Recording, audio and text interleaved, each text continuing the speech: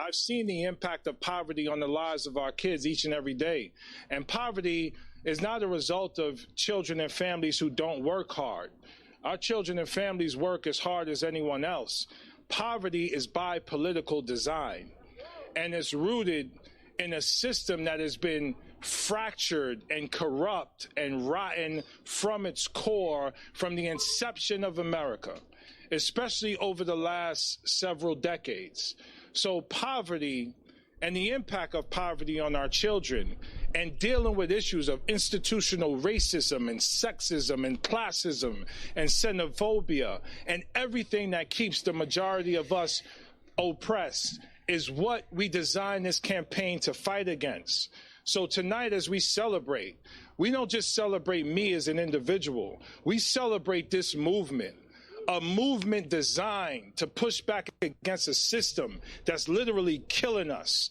It's killing black and brown bodies disproportionately, but it's killing all of us. Eliot Engle, and I'll say his name once, used to say that he was a thorn in the side of Donald Trump. But you know what Donald Trump is more afraid of than anything else? A black man with power.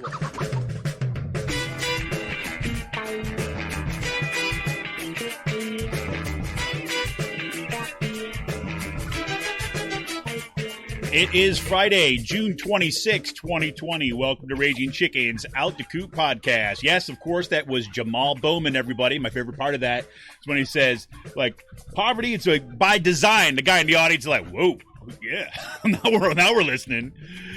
Welcome. This is Kevin Mahoney, editor and founder of Raging Chicken Press. Each week I talk to our Capitol muckraker-in-chief, failed state survivor, Sean Kitchen, about the good, the bad, and the ugly in state and national politics. On today's show, holy crap, what a week. Gotta say, we are back in record territory when it comes to new COVID-19 cases. Some new cases are rising in 27 states, with Texas, California, Arizona, and Florida showing some of the most alarming increases. The enormous Texas Medical Center in Houston, it's this huge medical complex, reached 100% capacity yesterday. The CDC now says that more than 20 million Americans could have contracted the virus, 10 times more than the official counts. And unlike the initial explosion of COVID-19 cases that saw older Americans accounting for most cases, younger people in their 20s, 30s, and 40s increasingly account for more of the cases. That's because you got opening up, you got bars opening up, you've got Memorial Day opening ups. Do the math, everybody. And the voice of America is now Trump Radio. Just if you want that news brief. Jamaal Bowman, as we heard him up top today, he ousts the Warhawk, Eliot Engle, in the Democratic Party primary in New York's 16th district. That spans part of the Bronx and Westchester County. He won the nomination by 25 points. Yeah, that's the guy, Engle, endorsed by Obama, endorsed by Hillary Clinton, endorsed by Chuck Schumer, endorsed by the machine. And in another huge exclamation point in growing progressive power in the Democratic Party, AOC blew out her corporate-backed challenger in New York's 14th district. Blew her out by 51 points. That's right, 70% versus Michelle Caruso-Cabrera's 19%. AOC took to Twitter following her victory to say, Wall Street CEOs from Goldman Sachs to Blackstone poured in millions to defeat our grassroots campaign tonight, but their money couldn't buy a movement. Thank you, New York 14, and every person who pitched in for tonight's victory. Here's to speaking truth to power. I'll say, go AOC. We'll have a little bit more on the primary votes. For example, Charles Booker in Kentucky has now pulled ahead of Amy McGrath in the fight for the Democratic Party nomination to challenge Mitch McConnell in Kentucky's Senate race. This is huge news. Amy McGrath, of course, was a darling of the establishment once again. New York's 17th district, Mondaire Jones looks to be heading to Washington after blowing out a three-way race in the Democratic Party nomination. His 21-point lead holds. He'll be one of the first openly gay black men in Congress. Boom. And TikTok and K-pop help sink Trump's great hope of sellout crowds in Tulsa. That was great. Bad news for Devin Nunes. A judge rules that he can't sue Twitter because fake cow hurt his foo-foos on the platform. Yes, that's a win for Devin Nunes' cow and Devin Nunes' mom, although the Devin Nunes' mom the count is no longer active. But the cow is still victorious and tweeting. So, and there's a giant dust cloud racing across the Atlantic. It's always great. I bet none of you had that on your 2020 bingo card. You're crazy. And here we go. My Little Pony fans are kicking out the white supremacists from their fan pages. Yeah, you can't make it up. 2020, everybody. That's My Little Pony. Yes, that My Little Pony. Yes, the unicorns. My God. Today's part 2. New York Times releases a damning video that reconstructs the I-676 tear gassing and torture the Philadelphia police, their SWAT teams in particular, unleashed on the protesters on June 1st. The Philadelphia Police Department and the City of Philadelphia's statements on the incident were discredited the day following the event, but the city and the police department dragged their feet for 24 days before apologizing and banning the use of tear gas. Mayor Kenny and Commissioner Outlaw were hoping that an internal investigation would have kept this in the dark. That's for sure. That is for sure. And move over Bill de Blasio, Philadelphia Mayor Jim Kenney still thinks his political career has any relevancy. That's right. Stick your head in the sand and reach for the stars. There you go. He launched a statewide PAC and that leading what? Sorry, that I are messed leading that up. many to believe that he's gearing up for a 2022 run to the governor's seat. And a Christopher Columbus statue at Marconi Plaza in Philly is coming down, because the people defending the statue call so much bullshit attacking Black Lives Matter protesters that the city's removing it. There you go. You get what you wish for, I guess, one way or another. In a PA grand jury report released yesterday, it slams the PA Department of Environmental Protection for failing to protect people from the effects of fracking. The grand jury said that natural gas industry should bear the expense and the risk of fracking. But the DEP, quote from the report, did not take sufficient action in response to the fracking boom. Really? Josh Shapiro actually kind of announced this with his little jar of brown water. There you go. Got to check his donations. PA Stand Up held its 5th The Crisis and the Opportunity virtual forum last night, featuring Shanna Danielson, Nikhil Saval, Summer Lee, Elizabeth Fiedler, and Sarah Innamorato. I got to listen to most of the discussion. It was a freaking great space, and you can watch the recording at PA Stand Up Facebook page. Just go down our show notes today. You can click it. Really awesome discussion, and I got to say right off the bat, all hail Summer Lee. I'm just saying. It's like all hail Summer Lee. I mean, you're not donating to her campaign all the time. Whatever. She's amazing. Yes. And speaking, the state system of higher education passed on Wednesday a major plan that clears the way for restructuring the PA state system of higher education. The plan will give more power to the Board of Governors and the Chancellor to consolidate schools, eliminate programs, turn existing schools into branch campuses, create new schools, and share administrative services. ABSCUS, the faculty union representing the faculty, said, yeah, we kind of were able to push back. We're not exactly happy with it, but we got a couple little tweaks in the language there. In my mind, it's not going to matter. And speaking of Pashi, the state-owned universities are rolling out the return to campus plans this week. Kutztown University's COVID-19 public relations campaign, fall 2020 planning COVID-19 response plan, is just loaded with goodies. For example, students will be required to come up with their own safety plan. They won't have to give it to anybody. They'll just have to come up with it, right? Students working in dorms as community assistants, like resident assistants in halls, right? Guess what? Well, they will now be elevated to the level of expert and kind of all-around good person, as they will now be responsible for the, quote, this is from the report, responsible for the, quote, emotional well-being, physical health, and social support of students living in their newly established, and they call them this, I swear to God, KU family pod areas. Whatever the hell that means. Students and faculty staff are also encouraged to report suspicious COVID-like behavior to the administration. That's right. We're becoming the higher education where the free exchange of narking on each other is well established. And the university will use the pandemic as cover to increase the use of online teaching, quote, even after the current COVID-19 crisis has abated. That's in the report. On today's last call, NASA names its headquarters after Mary Jackson, the first black woman engineer. You might remember her as one of the 3 leads from the film Hidden Figures. And I'm on the second book in Octavia Butler's Earthseed series, The Parable of the Talents. That was published back in 1998, but I got to tell you, it was a little more than freaky that The Parable of Talents takes place during the rise of a right-wing zealot, Senator Jarrett from Texas, who whips up racism and promises to, this is an exact quote from the book, make America great again. I kid you not. This is freaking the books for our times right now, like unbelievable. And it was Father's Day this past weekend, which means I got a chance to sample some awesome beer. Right? The highlights from Free Will include the amazing Wild Blueberry Cobbler Mash, and of course, one of my favorites, Safe Word. Free Will also came out with a new release this week called Walk a While with Me, and that's an English-style pub ale brewed with a base of Maris Otter and a bit of crystal malt, hopped with Golding and Chinook. Notes of crisp toffee, biscuit, and herbs of the earth. That comes in at 4.2 ABV. I'm really looking forward to that one, I gotta say. I was also gifted, thank you, Mark, 2 crawlers from McAllister Brewing Company based in North Wales. And I got to sample a little Mandated Introvert, which is an IPA sour is what they call it, and Shovel Buddy, a really nice New England IPA. And Shovel Buddy is like, they name it after, it's like, that friend that you can always call when you need to get rid of the evidence and bury it in your backyard, that kind of guy. Shovel Buddy.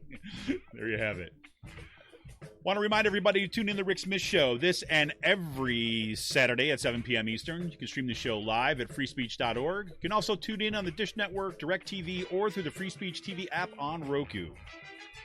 And make sure to download the Rick Smith Show Daily Podcast on iTunes, Podbean, wherever you get your podcasts.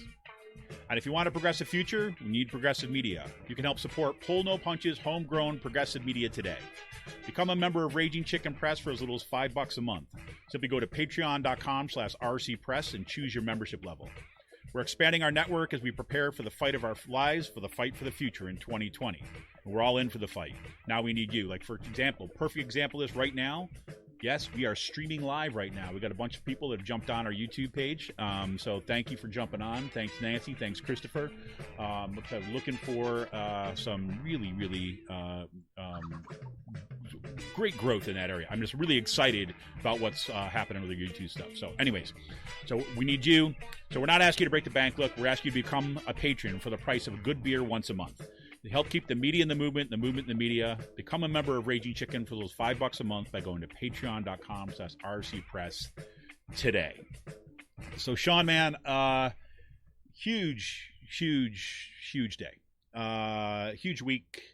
I got a feeling, I don't know if you've noticed this, but for the past couple weeks, major news breaks shortly after we finish recording. I mean, that's the kind of environment we've been in, and it's it seems like this is just not gonna stop. Yeah. I mean, we were talking about this I don't know if I want to go doom and gloom right away, but we were talking what about the hell, why not? We were talking about this beforehand, but and I was thinking about this for all week. It feels weird emotionally, or just thinking about things where I mean, it feels like we're being drugged in 3 different positions all at the same time.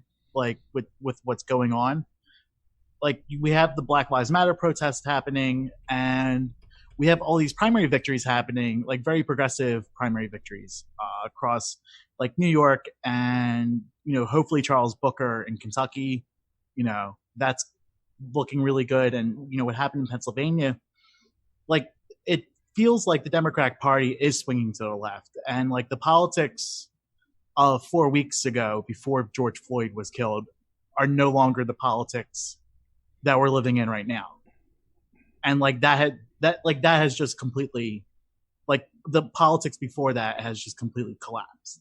And I mean, I felt like we're going that way with the coronavirus. Right.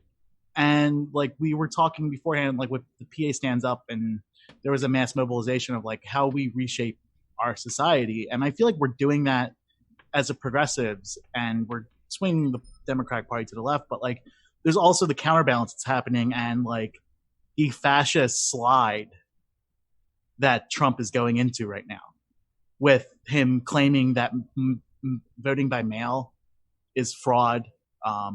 He said this election is going to be biggest election fraud ever. Right. And it's like, you're in the fucking driver's seat, of course. Like, you know what I mean? Like, it's not like the fraud's going to be perpetrated against him. The fraud's going to be perpetrated by him. Right. What this is like he's like broadcast. I mean, look, Trump does this, right? This is the trailer for the show, right? He's given us the trailer for the main event, the trailer for the movie, like ahead of time. Like, he's telling people he is going to commit. Like, this isn't him like, no, this is not going to be a fraud perpetrated against him. It's going to be fraud perpetrated by him. That's right. Exactly. And you have the consolidation of power happening with Bill Barr. You have the what's happening with the radio, the Voice of America radio. This was a concern like Maddow talked about like 3.5 years ago, and Trump is now doing it. Like, he's turning this into a propagandizing like actual vehicle here to like drive propaganda. This isn't something like, no, this is an actual dangerous thing that's going on. Yes. And it's like, I mean, like it, and it with the, like, at what point does at what point does this like all converge with like the Black Lives Matter movement going on? Like, I feel like at some point, you know, like this movement is going to turn into an economic movement, like it, or an economic movement is going to happen alongside of this, or they're going to convert. Like, it just feels like it's already there. Yeah, I mean, look, it's already happened. I mean, can you imagine can you imagine what the difference in what's going on in this movement would be is if you actually had like journalism, especially cable news, because cable news is what kind of reaches the kind of, you know, the kind of like the boomers and stuff like that. But I mean, it has a broad impact on stories. Let's put it that way.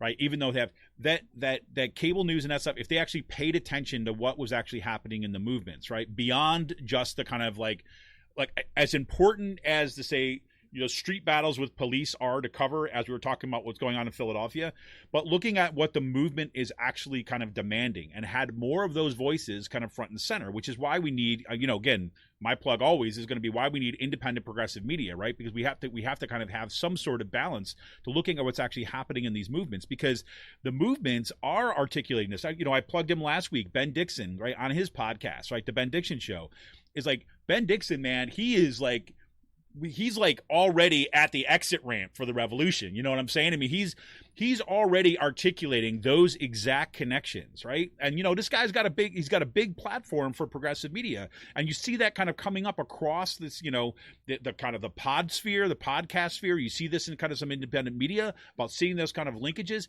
and more when you're talking to people who are involved in these protests, they see those connections. And like we were talking about before we got on the air today, it's like we have not seen the full economic impact of the coronavirus stuff in that show. No, I mean, this is probably like one of the largest transfers of wealth upward in human history, and that's the key right there. Like, right, because they're going to want us to focus on. They're going to want us to focus on the, you know, the lack of economic activity because we had to stay home and all this stuff. No. Like, it's the transfer of wealth that is going to be the defining story of this period. I mean, like the transfer of wealth from people who have shitty insurance onward into the hospitals and big pharma executives because they have to pay outrageous coronavirus bills. I mean, I was thinking about this yesterday, like just driving home, like this is why we should have, like, how many fucking pharma executives and hospital executives are just making bank off of this right now? A lot. Yeah. I mean, like, that wealth is that right there is an extreme obscure example or ludicrous example of like where the wealth is going, like to Amazon, I mean, the hegemons and stuff like that. Like, right. It's just like, that's where the money is going. And like, at what point does that start becoming a focus of these protests? At what point does, you know, Trump's fascist slide start becoming a point? I mean, like, I think right now, like I was telling someone, this is about regime change.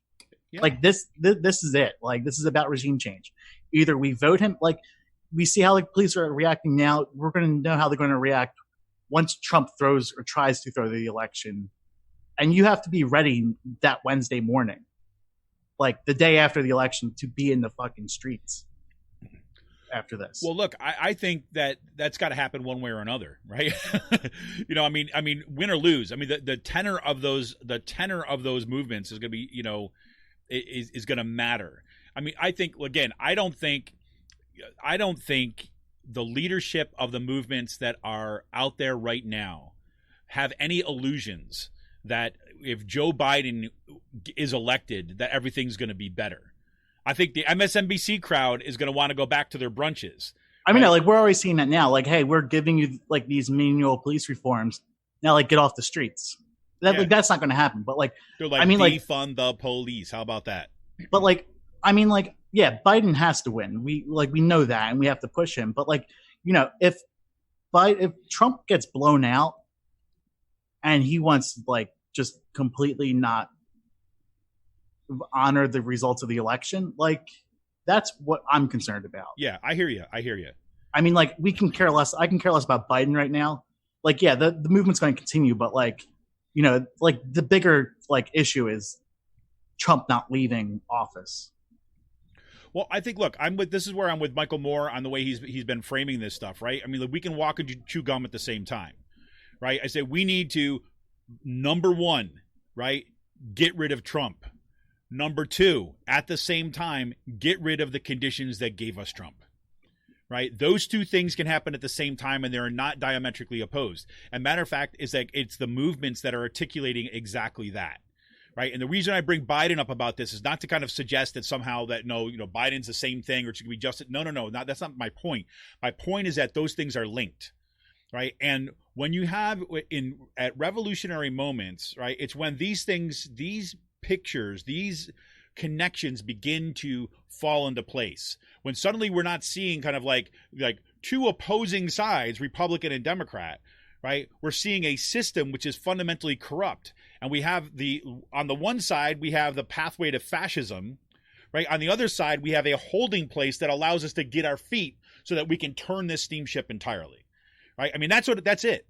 Right. And if you've been watching what Nancy Pelosi, for example, at the national level, like what she's been talking about in terms of this legislation, all this symbolic garbage that they're doing at the national level. Right, is like, it's just evidence to everyone in the streets that leadership in the Democratic Party, not the entire Democratic Party, but it's just morally bankrupt. Yep, has got to go. And the fact that you've got AOC, the fact that you've got the squad, that you got Rashida Tlaib in there, that you've got like Ilhan Omar in there, that you've got actually like recognizable figures, right? Like if Bowman and Mondare, exactly. Yeah. My point, let me finish that point. My point is that the fact that you got those figures there, that is, I mean, people say, AOC always used to say this, right? You got to see it to be it, right? Now people can see examples of what it looks like to have a fight back in the kind of a Democratic Party, right? And see the schism in the party. You got Nancy Pelosi on the one side, you got the squad on the other side. You got Chuck Schumer on the one side, you got the squad on the other, you got Joe Biden on the one side. And now we see people moving that next wave, like Jamaal Bowman, right? Just what we talked about at the stage. This is the also thing that, again, Summer Lee was talking about, and we'll get into this a little bit later, but Summer Lee was talking about the PA Stands Up Forum last night, right? I mean, like, Summer Lee is basically staking that, like, planting that stake in the ground for the next dozen years, right? And she is showing people what it's like to legislate from a movement, right? And which is amazing. I mean, like, we had a phone call a couple weeks ago, and like, people were saying that the move that she pulled by taking over the speaker's rostrum will like never get a bill passed in her career. Guess what? And you know what? Fuck it, we don't care. And not only that, right? Even in the most narrative legislative way, that first time that some people were talking about that legislation again for the first time. Yeah. Right. I mean, so. Whatever. And it produced results. It got 2 bills passed. It got a statewide, yeah, I mean. So, there you go. So they can say, well, she's not going to be welcome in the club, right? And Summer Lee's like, she has no interest in joining the club. Don't want to be in your club. Want to get rid of your club. And that's actually what's really cool about like having Sarah, Summer, and Fiedler in Harrisburg. Like, you never see them out at any of the fundraisers, like in town. Maybe just like every now and then, like to support each other, but like they really don't emphasize fundraising the way every other politician does, which is like you have your bar, you have a night at the bar, and everyone pays a $250 ticket or $500 ticket to get there. Like it's pretty much like what a Harrisburg fundraiser is. They don't do that. Yep. Which is nice. Well, and we get to see we're seeing models right now, both at the national level and at the state level, of what it looks like to build a particular coalition. And again, this came up in that discussion last night, where you see actually people working together, right, in mutual support and mutual aid, right? I mean, we talked about this before when you had Summer Lee, Sarah Innamorato, and Linda Fiedler, Elizabeth Fiedler. I'm sorry, Linda called her. Sorry, Elizabeth Fiedler. I don't know where that came from. I saw it chipped you up. Yeah, it's like they all kind of like they were campaigning together, right, initially. And they have remained as a caucus, right? They have remained in contact, visibly in contact, right? And kind of working together. And it's not, I don't mean to just single out just those three. It's not just those three. But that's also happening here in central Pennsylvania with Shanna Danielson, who's probably listening right now, Nicole Miller and Tara Shakespeare with the, Women of the West Shore. It's how they branded themselves and fundraising together. I mean, it's a model that works. Exactly. And it builds, and it also builds continuity within the Senate district it's being campaigned in. It builds continuity with the House races and the congressional campaign. I mean, like if you look at the models like we had on our phone calls for the past couple of years, even like hopping on some of the National America Votes calls, it's there's an emphasis on focusing on the congressional district and then the other districts inside of it, and make sure that money flows evenly throughout, because once you target like that, but yeah, that's more of a wonky thing. But yeah, but well, I want to get into that a little bit when we're talking about some of the state politics stuff and kind of in our in part 2 today, because I'm going to put in a strong plug for people to actually get out and support Shanna Danielson and kind of donate to her campaign and things like this. But I'll get to that about why. I think she's number one, she's just a freaking awesome candidate. Number 2, and she had just hired an awesome field director from Bernie's campaign. And there you go, right? And I think that what she's doing. I'm going to save this for part 2, because I want to get into that a little bit, and I want to kind of along like when we're talking about statewide strategy in a minute.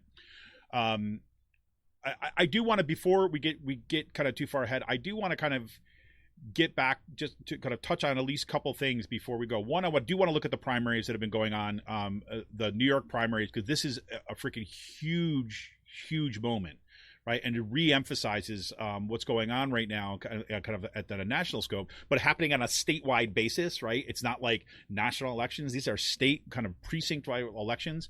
And I also want to talk a little bit about just what's going on here with COVID-19 stuff. And we already talked about the COVID-19 cases on the increase, but like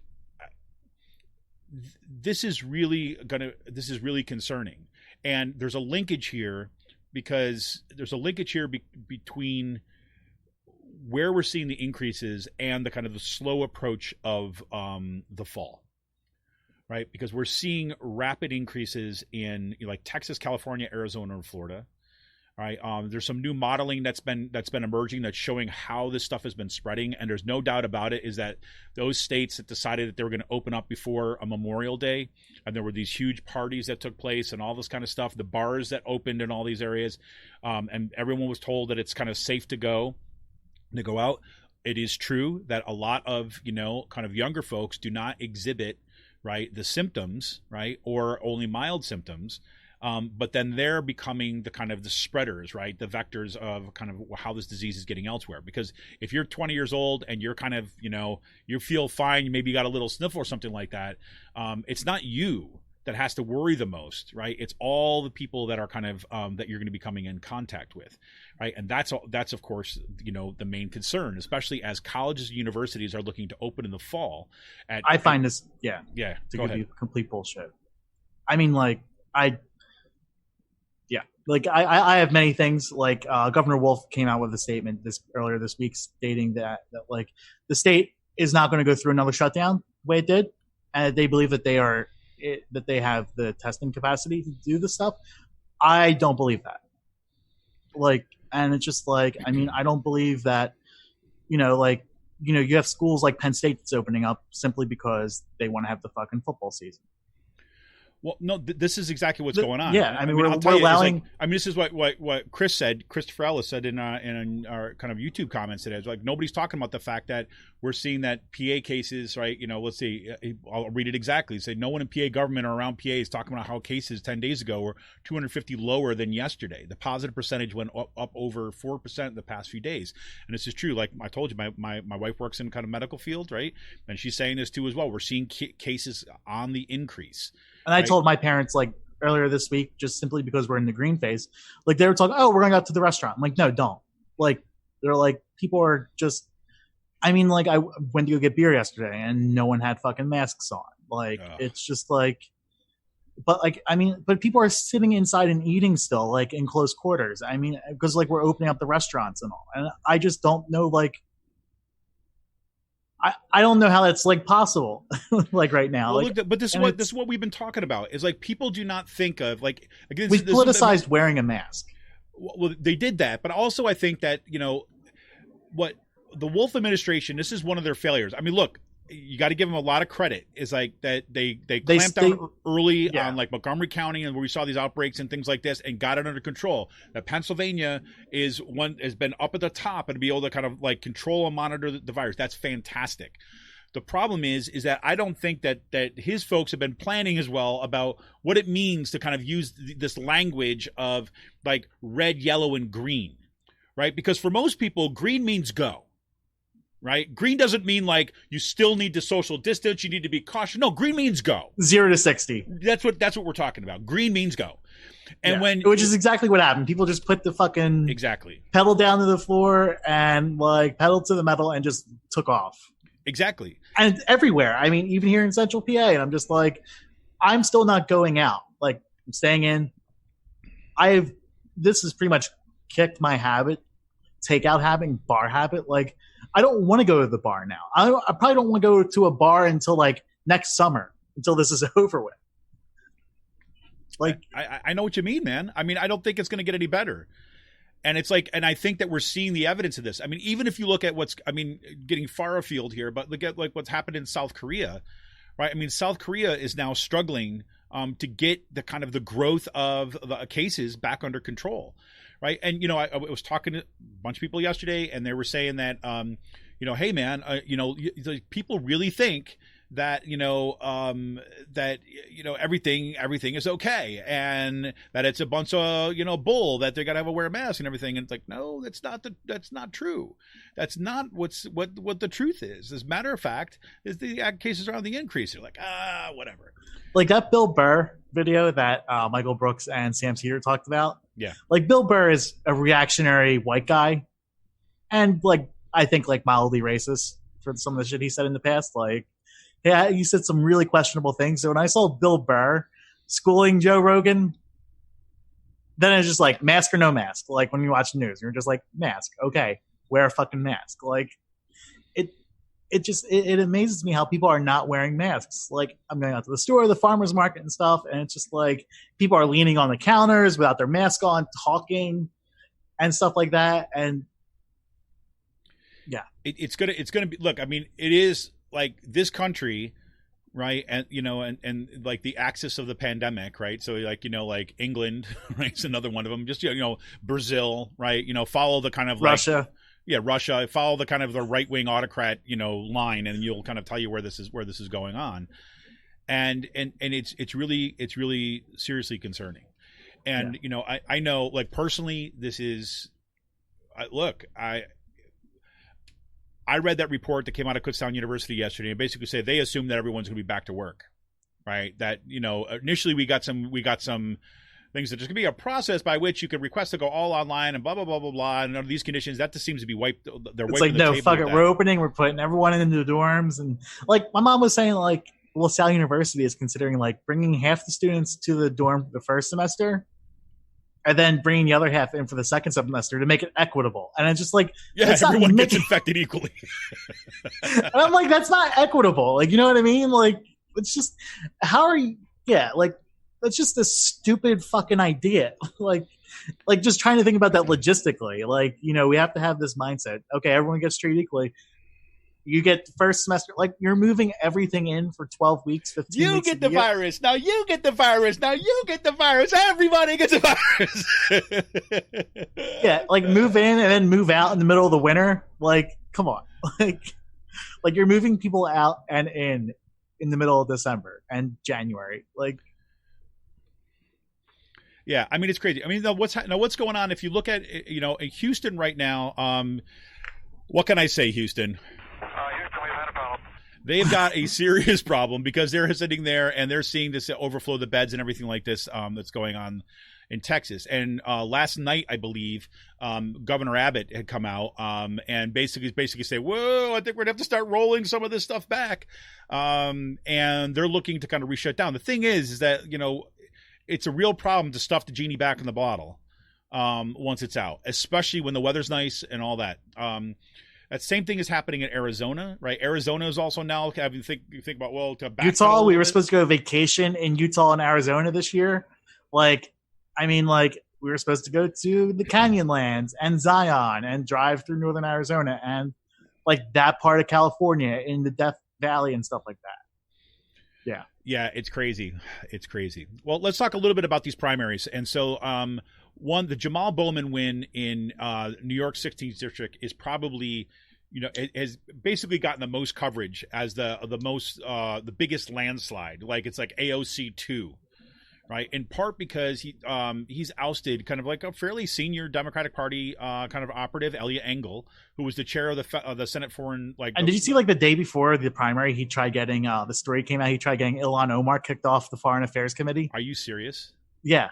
He tried like getting after like one of the controversies or like from like one of the I think like the Israel lobbies, like tried getting her kicked off the Foreign Affairs Committee. Yeah, there you go.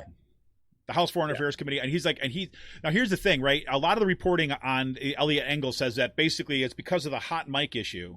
Right, is that what kind of caused, why Bowman did so well? The hot mic thing was basically Eliot Engle was basically showed up in his district. He'd been claiming to be in his district. No, he has nowhere in his district. He's been in his house in whatever. So Maryland I don't think he just didn't care about the protest. Maybe like okay, so I was listening to the Matt Taibbi podcast and the other woman I forget. Useful Idiots. Katie Halper, is that her name? Yeah. And they're just like doing the Dem suck. Yeah. I love that podcast. It's fun. But no, like maybe he said like when he said he's only here because of the protest, like he's only here because of this. Like maybe he cares about like the issue. I don't know if he does or doesn't. It's totally possible that he doesn't care about Black Lives Matter and he's just there. But no, like when he said like I'm just here because of the protest that's going on. Of the primary, he said. Yeah, I'm only here because of the primary. I wouldn't be here if I didn't have a primary. Yeah, like I wouldn't care about not being able to speak. Like the thing is, they had put together a whole program, and he just fucking and this shows guy's up. been absent, and then suddenly he realizes, holy shit, I better take Jamaal Bowman seriously, right? And then he's on a hot mic, and the guy's like, "I'm sorry, we made up a program. Right? This is done. There's no room on the program for you." He said, "Well, I wouldn't even care about it if I didn't have a primary," and so they're like. Whoa, right? He's talking. I mean, like they're talking about the issue, right? Of like Black Lives Matter, of police violence, of all this stuff, and he says, "I wouldn't even care if I didn't have a primary." And what the hell you think the impact's going to be? But the thing is, don't I don't want to overplay the fact that it was always just assume the mic is live. Jamal Bowman ran a freaking amazing campaign. Yeah, no. Like he was surging at that point. Exactly. That was just icing on the cake. Yeah, that added 5 more points to this victory. Exactly. So I mean, exactly. I think that's exactly the way to understand it. That added 5 more points to the victory. So that was like Wagner. Yeah, it was like Wagner. But he was going down anyways. And the fact that all the Democratic Party heavyweights threw their weight behind Eliot Engle, right? They should be walking with their tails behind the, under like between their legs right now, and kind of get chased out of town for all that. So. I forgot to put this in the show notes, so I just thought about this right now. What do you think about Liz Warren's endorsement of Hickenlooper? Just I've I think that like she is trying to. I just want to like sidetrack for a moment because I was. No, go for it. That's yeah. her Warren Democrats thing, like she's giving out like really good endorsements to people who deserve it, like Jamaal Bowman and others, like progressives that actually deserve like those endorsements. But I really feel like what she's doing is also trying to brand centrists like Hickenlooper and others that are getting it, like you're in like your swamp, right? Trying to rebrand them as progressives when they're not. So like what she's doing is she's casting her name, Warren Democrats, her own personal brand, onto these people saying like, no, like we're the progressives, and like no, like Hickenlooper is not progressive. Like there's people like she's endorsing is just like total fucking bullshit endorsements, and it's like it's obvious what she's doing. She's trying to recast the party under what her vision of progressive Democrats are versus like what Bernie's are, and it's like these, yeah. I don't know. Like, no, Sam Cedars been talking about this as a dynamic, right? When there's a certain, AOC was on the Majority Report last week. I feel like she's trying to take away Bernie's brand for the Our Revolution stuff, and like I don't know. I feel like the Warren Democrats is just a very bad like messaging, and you're in it for your own personal gain. I do not think that it's let me put it this way. I don't think it's helpful to frame this as she's trying to take away the Bernie thing. I really don't. I think that it's not about the personality politics here, right? It's really not. And the only reason I'm putting a pin on that is because it's like, I am so not interested in sniping between like Bernie supporters and Elizabeth Warren supporters about what they're trying to do to each other in terms of this like celebrity politic garbage. But I feel like wait, let me finish my thought. But my main point here, my main thing is like she is absolutely like articulating a different version of kind of what kind of progressive is. But I don't think she's doing it because she's trying to take away something from Bernie. I think she's showing her colors about who she is. Yeah. I think that's really the case. And like endorsing Hickenlooper is just damaging to the progressive movement in general. No, I disagree. It's damaging to her. Yeah. I mean, it destroys her credibility with stuff, I think. I don't know. I mean, I feel like there's just been some like really questionable endorsements, like as she's trying to, I don't know, is she trying to like just, sell out to Biden so hard where she gets a cabinet position or something like that? I don't know. I think I do think that Elizabeth Warren is trying to look, and I'll tell you this, I will be the first person that will support her for Treasury Secretary, right? Head of the SEC, right? Any of those kind of positions, I'd be 100% behind that. I think she would be incredibly well. Oh, she's absolutely like qualified for those positions without a doubt. Like she has the chops to run an institution like that. Like, and to really dismantle these people in public. Yeah. Like she's good at, But I just feel like she doesn't need to be doing this. Gutted him like a fish. And and the reason why I'm saying that right now is just that, like, we got to remember as we kind of move forward, right? It cannot be about reactionary sniping against anybody, right? But we should believe, as the saying goes, right? If they show us who they are, we should believe them, right? Is that the fact that Elizabeth Warren is choosing Hickenlooper, who is a friend of is no oil and friend gas, of he's corrupt. Yeah.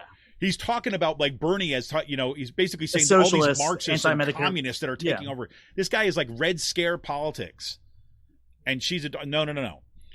But one of the things that Sam Cedar was saying, like when AOC was on too, is like this is the reason why, and AOC, this has been her kind of brand of politics, where you go after just like Jamaal Bowman did, you go after the deep blue districts.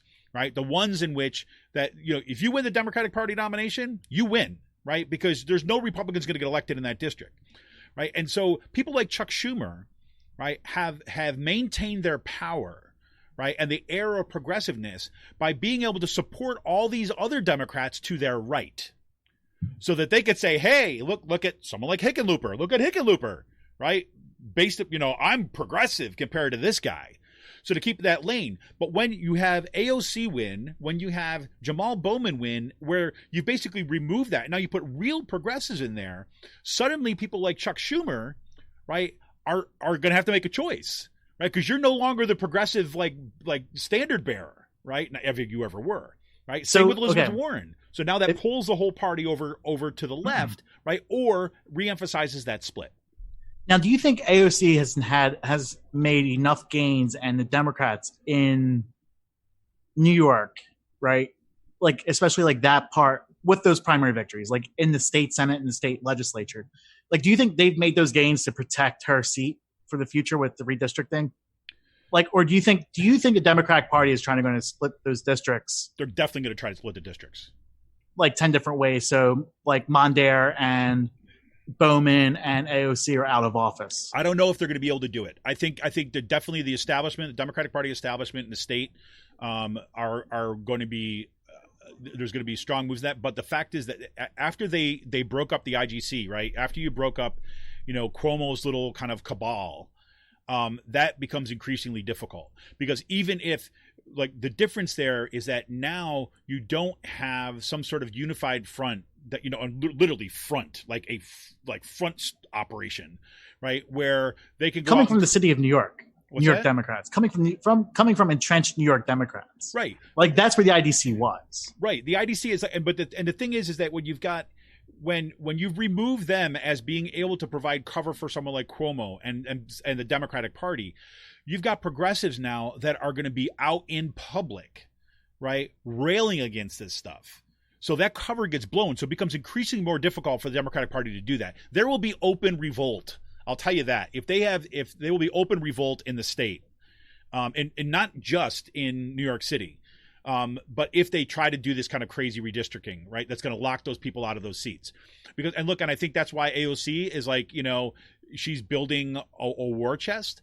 And I think that why she's gone and support all these other candidates. I think the next round of elections too, like, as well, we're going to see can more she gains. extort Schumer? Be like, hey, you don't protect my seat, I will finance. Right, exactly. I will finance your opponent. Like, and I will, I mean, like that's the type of money that she has. Yeah, she has that type of money. It's like, if you don't protect us, well, through here's your the difference, apparatus, though, too. And here's the difference: her money is worth people. Yeah, right. With her money comes people. Right. So, for example, let's just take a look at the Kentucky race for a second as a counterfactual here. Right. So Chuck Schumer, right, poured, I can't remember, millions. 40 million.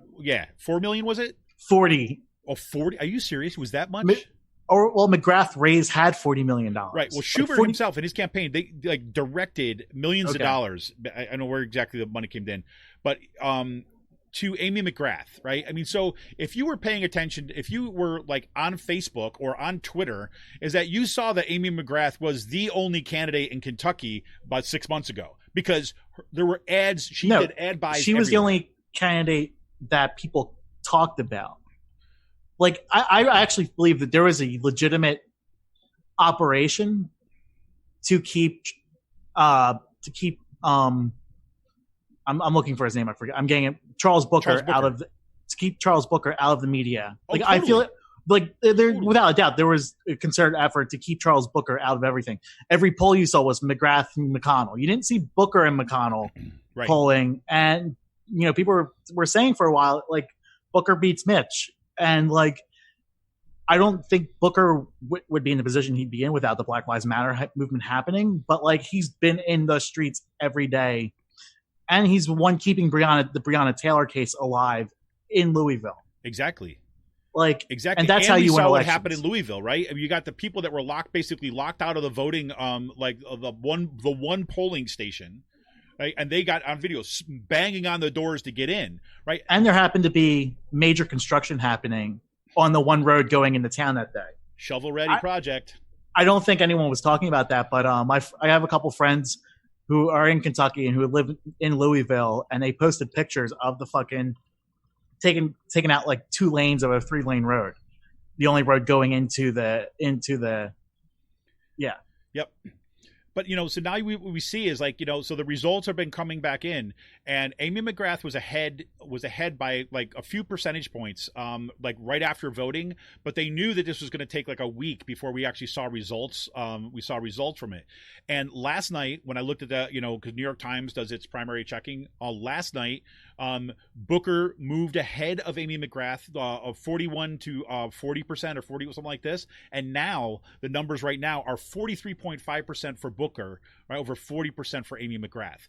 And it should be noted that they kept on saying, people who are watching the Kentucky race closely were saying, well, wait a minute, before anybody starts talking about calling a race from McGrath, none of the vote has come in from Louisville. Right, which is the largest area. Right, like how are these votes not getting counted? Is this because of the mail-ins or are these? Yeah, well, yeah. It's just and you had like how come we don't know machine counts and stuff like that? No, I mean a lot of this has to do with the mail-in ballots and not having procedures for this. And you have a kind of this is not specific just to Kentucky, but you also have what do you call it? A lack of poll workers, right? Because a lot of poll workers are not coming. So there's a bunch of factors. It just basically shows you that we are not prepared for the election in the fall at all, right? But then you also in Kentucky, again, which was subject to the Voting Rights Act before it got eliminated by the Supreme Court. Thank you, Donald Trump. Right? They decided at the last minute, hey, we're going to take all these polling places in Louisville, right? Where all the black people are, and we're going to put it into one auditorium, right? And then we're going to hope for the best, right? And that's on it. But so they knew it was going to take a while, and I think this is going to be pretty consistent with the remainder of the primaries that are out there. But Booker has surged ahead and continues to kind of increase the lead. So that could be huge, kind of going into the fall. Especially, let's remember, Kentucky is where we saw that massive kind of basically wildcat teacher strike, where people on the ground. So there are emergent like groups, right, from the Black Lives Matter movement, for the kind of the teachers union movement in Kentucky, and a lot of folks who are completely disaffected with Trump, right? So do you think Mitch McConnell? Do you think Shahid Buttar digs into Pelosi's potential lead, or he is still like an outshot? I think that's a tough one. Do you think her race is getting tougher now because yes, absolutely, 100%. I think her lack of, I think she is digging herself a hole. Like in a race, like she should have been. There's no reason why she should even be in a competitive race at this point. Like the race is competitive, or I mean, it's going to get closer as we get closer to the election. I guarantee that. Yeah. So we shall see. Boy, that's a lot of stuff. I think. Yeah, go ahead. Yeah. Last thing I wanted to say is like this is what Sean. So everybody who's watching now, Sean does to me all the time. He's like, "Okay, come on, stop talking." Well, no, I mean we've been at this for like an hour. I know, I understand. The last thing I do want to point to, I won't go into the TikTok and K-pop stuff. I hope you saw that already. That was freaking awesome. People that kind of talk, this shows you also the limitations of Trump's campaign. They believe their own bullshit, which is great. But the one that really the one article just kind of like stood out to me this week is that this was in the Atlantic, right? And this is Caitlin Tiffany wrote this article called "My Little Pony Fans Are Ready to Admit They Have a Nazi Problem." And as like in a household with young kids that like My Little Pony, right? And actually have apparently there's these people called like bronies. Right, yes. Which are like adult white men mostly, yep, right, who love My Little Pony and do all this stuff. And I actually had a student like this, right, who would show up with My Little Pony shirts all the time, and I didn't know it was like a thing at that point, because hello boomer, even though no, I'm not a boomer, Xer, right, whatever I say, but they're to find out that the right wing, right, white supremacists, right, have established themselves as a niche within here, has been, and apparently what had happened after the kind of I mean they have established a niche in a lot of like nerd things. That's exactly, like it's a lot of like nerd culture. I mean, like I hate to like generalize it, but I mean we're experiencing the same thing out here in Harrisburg. There's a nerd gamer bar called JD Love Drafts, and it's named after the boss and his initials, and then Lovecraft. And people have been talking about the name of this bar for a while on how it's a racist name because of how racist H.P. Lovecraft was. So like they're resorting to like this form of woke capitalism, but like I mean for a while it was an alt-right hangout. Yep. And like there are issues. I mean, like they apparently do a lot of fundraisers for left causes and stuff like that. I think they're just participating in woke capitalism and woke movement stuff, and I just avoid that place altogether. And I still think there's strong connections to like local skinheads and alt-right groups with that group, that organization. This is the youth libertarian strain in a lot of these kind of like online geek subcultures and things like this too as well. So let me read just a couple paragraphs from this piece, and then we'll go to a break. But here's an example of this. It says the brony subculture is about as niche as they come, born in the internet forums in the early 2010s in an era when hyper-specific interests were the organizing principle of social media. Even so, bronies have long captured the world's attention. They hold well-attended fan conventions. They've been the stars of multiple documentaries, which I did not know until now. Many of the show's adult fans generally enjoy My Little Pony and the wholesome escapism it provides. Others, however, delight in the irony of their fandom. To them, it's edgy and provocative to be an adult obsessed with cartoon ponies. That's where the Nazis come in. My Little Pony fans primarily express their enthusiasm for the show by sharing their own cartoon drawings of the main characters, which they usually upload to the image boards. The most popular of these sites is called Derpy Boru or something, a combination of the characters' last names and a common term for the image boards. That board hosts millions of My Little Pony artwork, but a substantial number of them are extremely jarringly violent.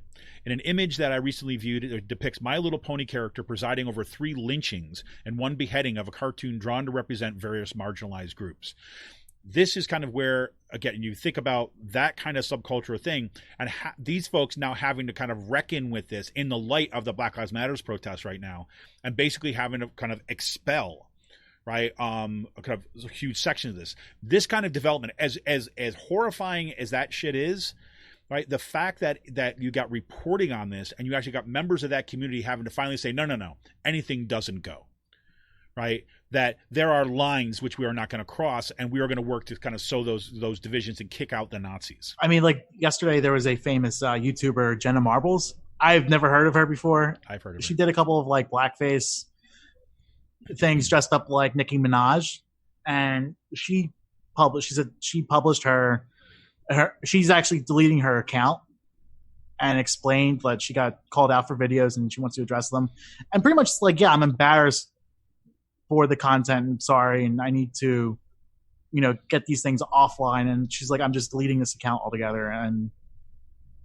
like taking time off, like, but did it in a thoughtful, like, reckoning type of way, and apologized like throughout the whole entire thing. But no, I mean, like, there's a lot of online subcultures that have to like expel these people from their groups. Absolutely. And I think My Little Pony is a great place to start. Anyways, this is Kevin Mahoney, editor and founder of Raging Chick Press. Thanks for sticking with us in this extra long kind of intro section. I want to remind you that you become a member of Raging Chicken. You can help support this work by becoming a patron at patreon.com/rcpress today. You become a patron for as little as $5 a month. Just go to patreon.com/rcpress today. We will be back right after this quick break.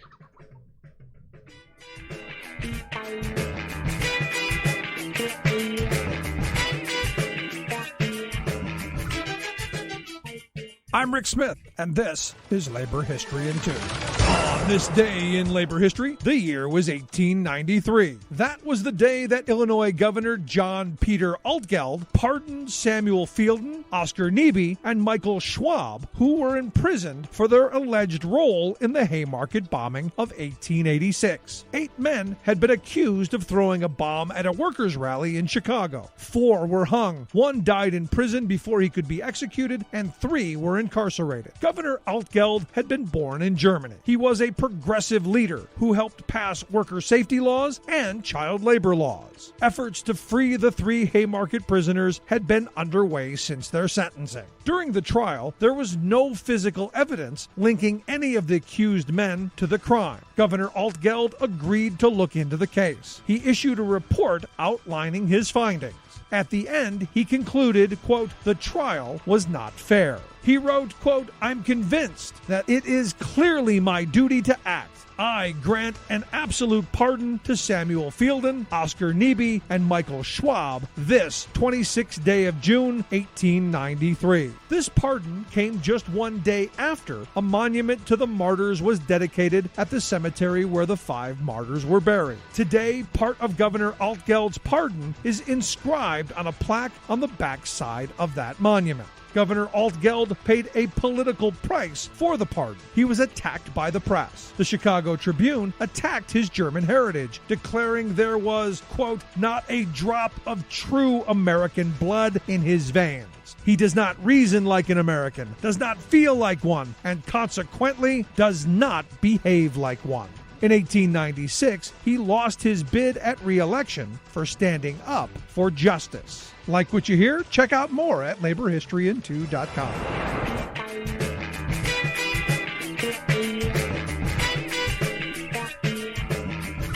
Welcome back to Raging Chicken's Out the Coop podcast. And just to remind everybody that we now are streaming live on our YouTube channel.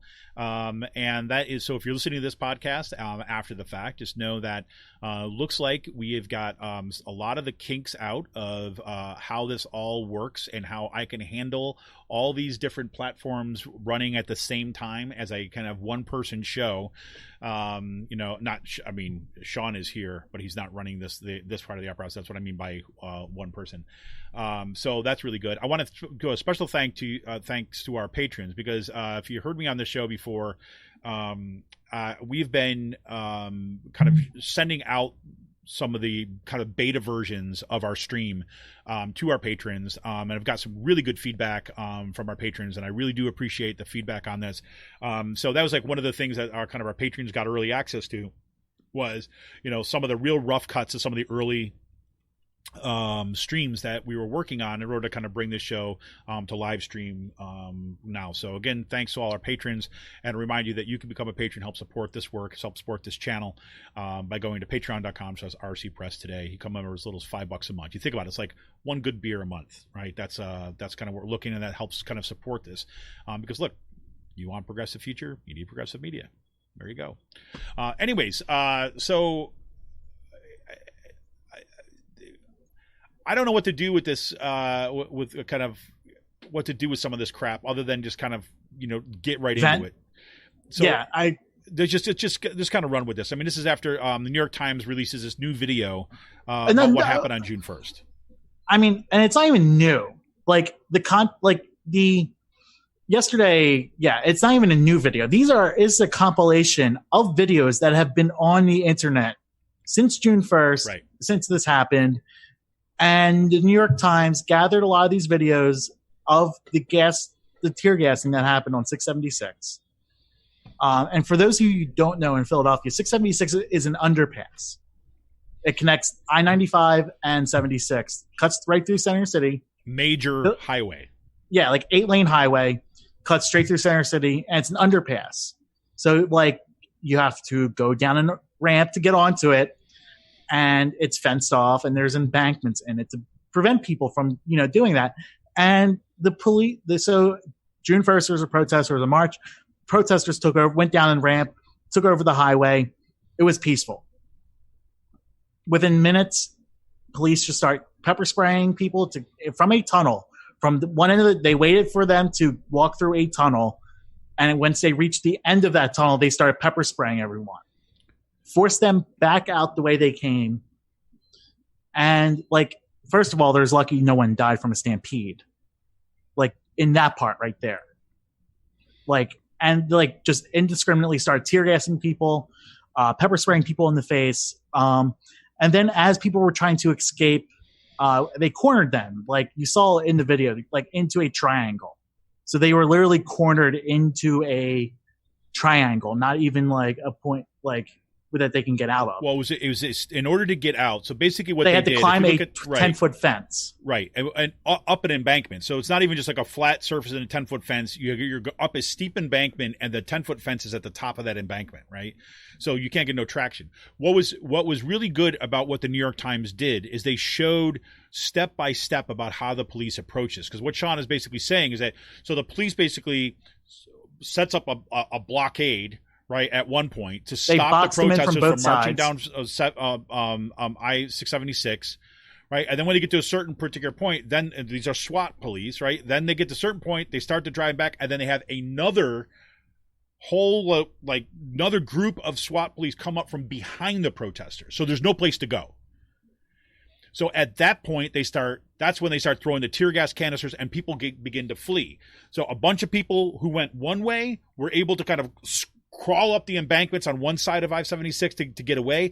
But the other ones, there was no place to go. It was just this triangle with a steep embankment with a 10-foot fence. And they were just literally firing tear gas canisters and pepper spray into the crowd. And anyone who stayed behind to kind of have nonviolent resistance, they would go up to them, point blank, pull away their mask and spray them right in the face with pepper gas. And then throw them down to the ground. So these videos have been on the internet since June 1st.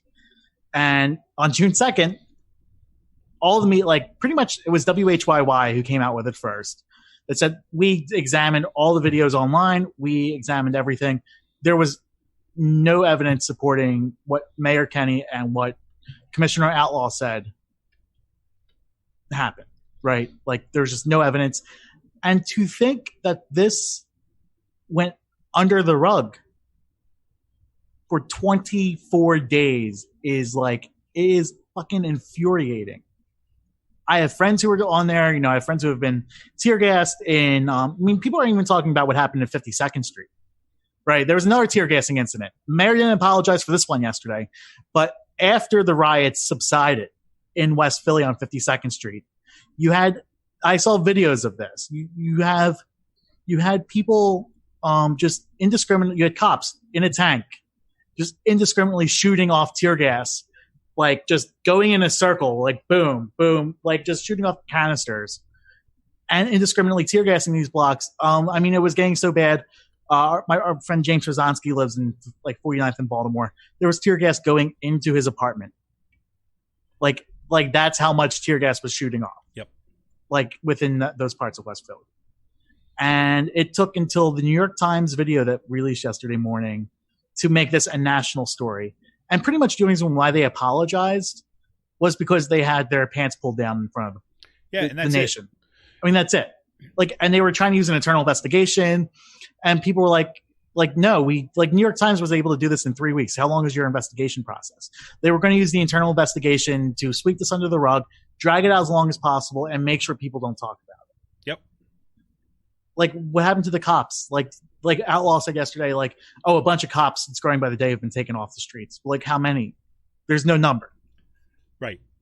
Who's the cop that went up and pepper sprayed? Well, they didn't give a name, but the guy was suspended and with intent to dismiss. Well, how come he's not charged with a crime yet? Yeah, exactly. Right.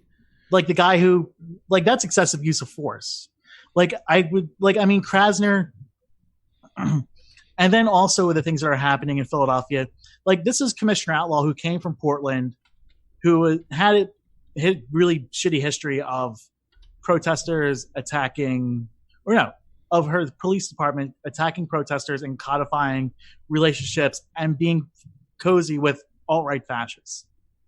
And we're seeing the same thing here happen in Philadelphia. You saw it in Fishtown a few weeks ago, where these fucking lynch mobs were forming, going around beating the shit out of people, having pizza, beer, hoagies with these cops in Fishtown while they're going around beating up protesters and residents who don't look like them.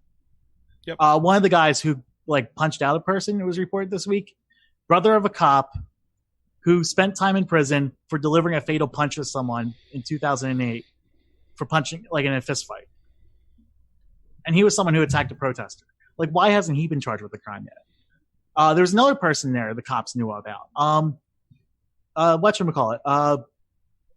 The guy was convicted of stealing Percocets and Oxycontins from a CVS pharmacy and did time in prison. These are the police knew who these people were. Yep. And these are who they were enabling in Fishtown. In South Philly, you had a videographer who does work for the Roots and stuff like that get punched in the face from a person defending the Columbus statue, and none of the cops wanted to let him write a report. It took him 20 minutes to file a complaint. even though this guy swung a punch hit this guy in the face over a line of cops and over their shoulders.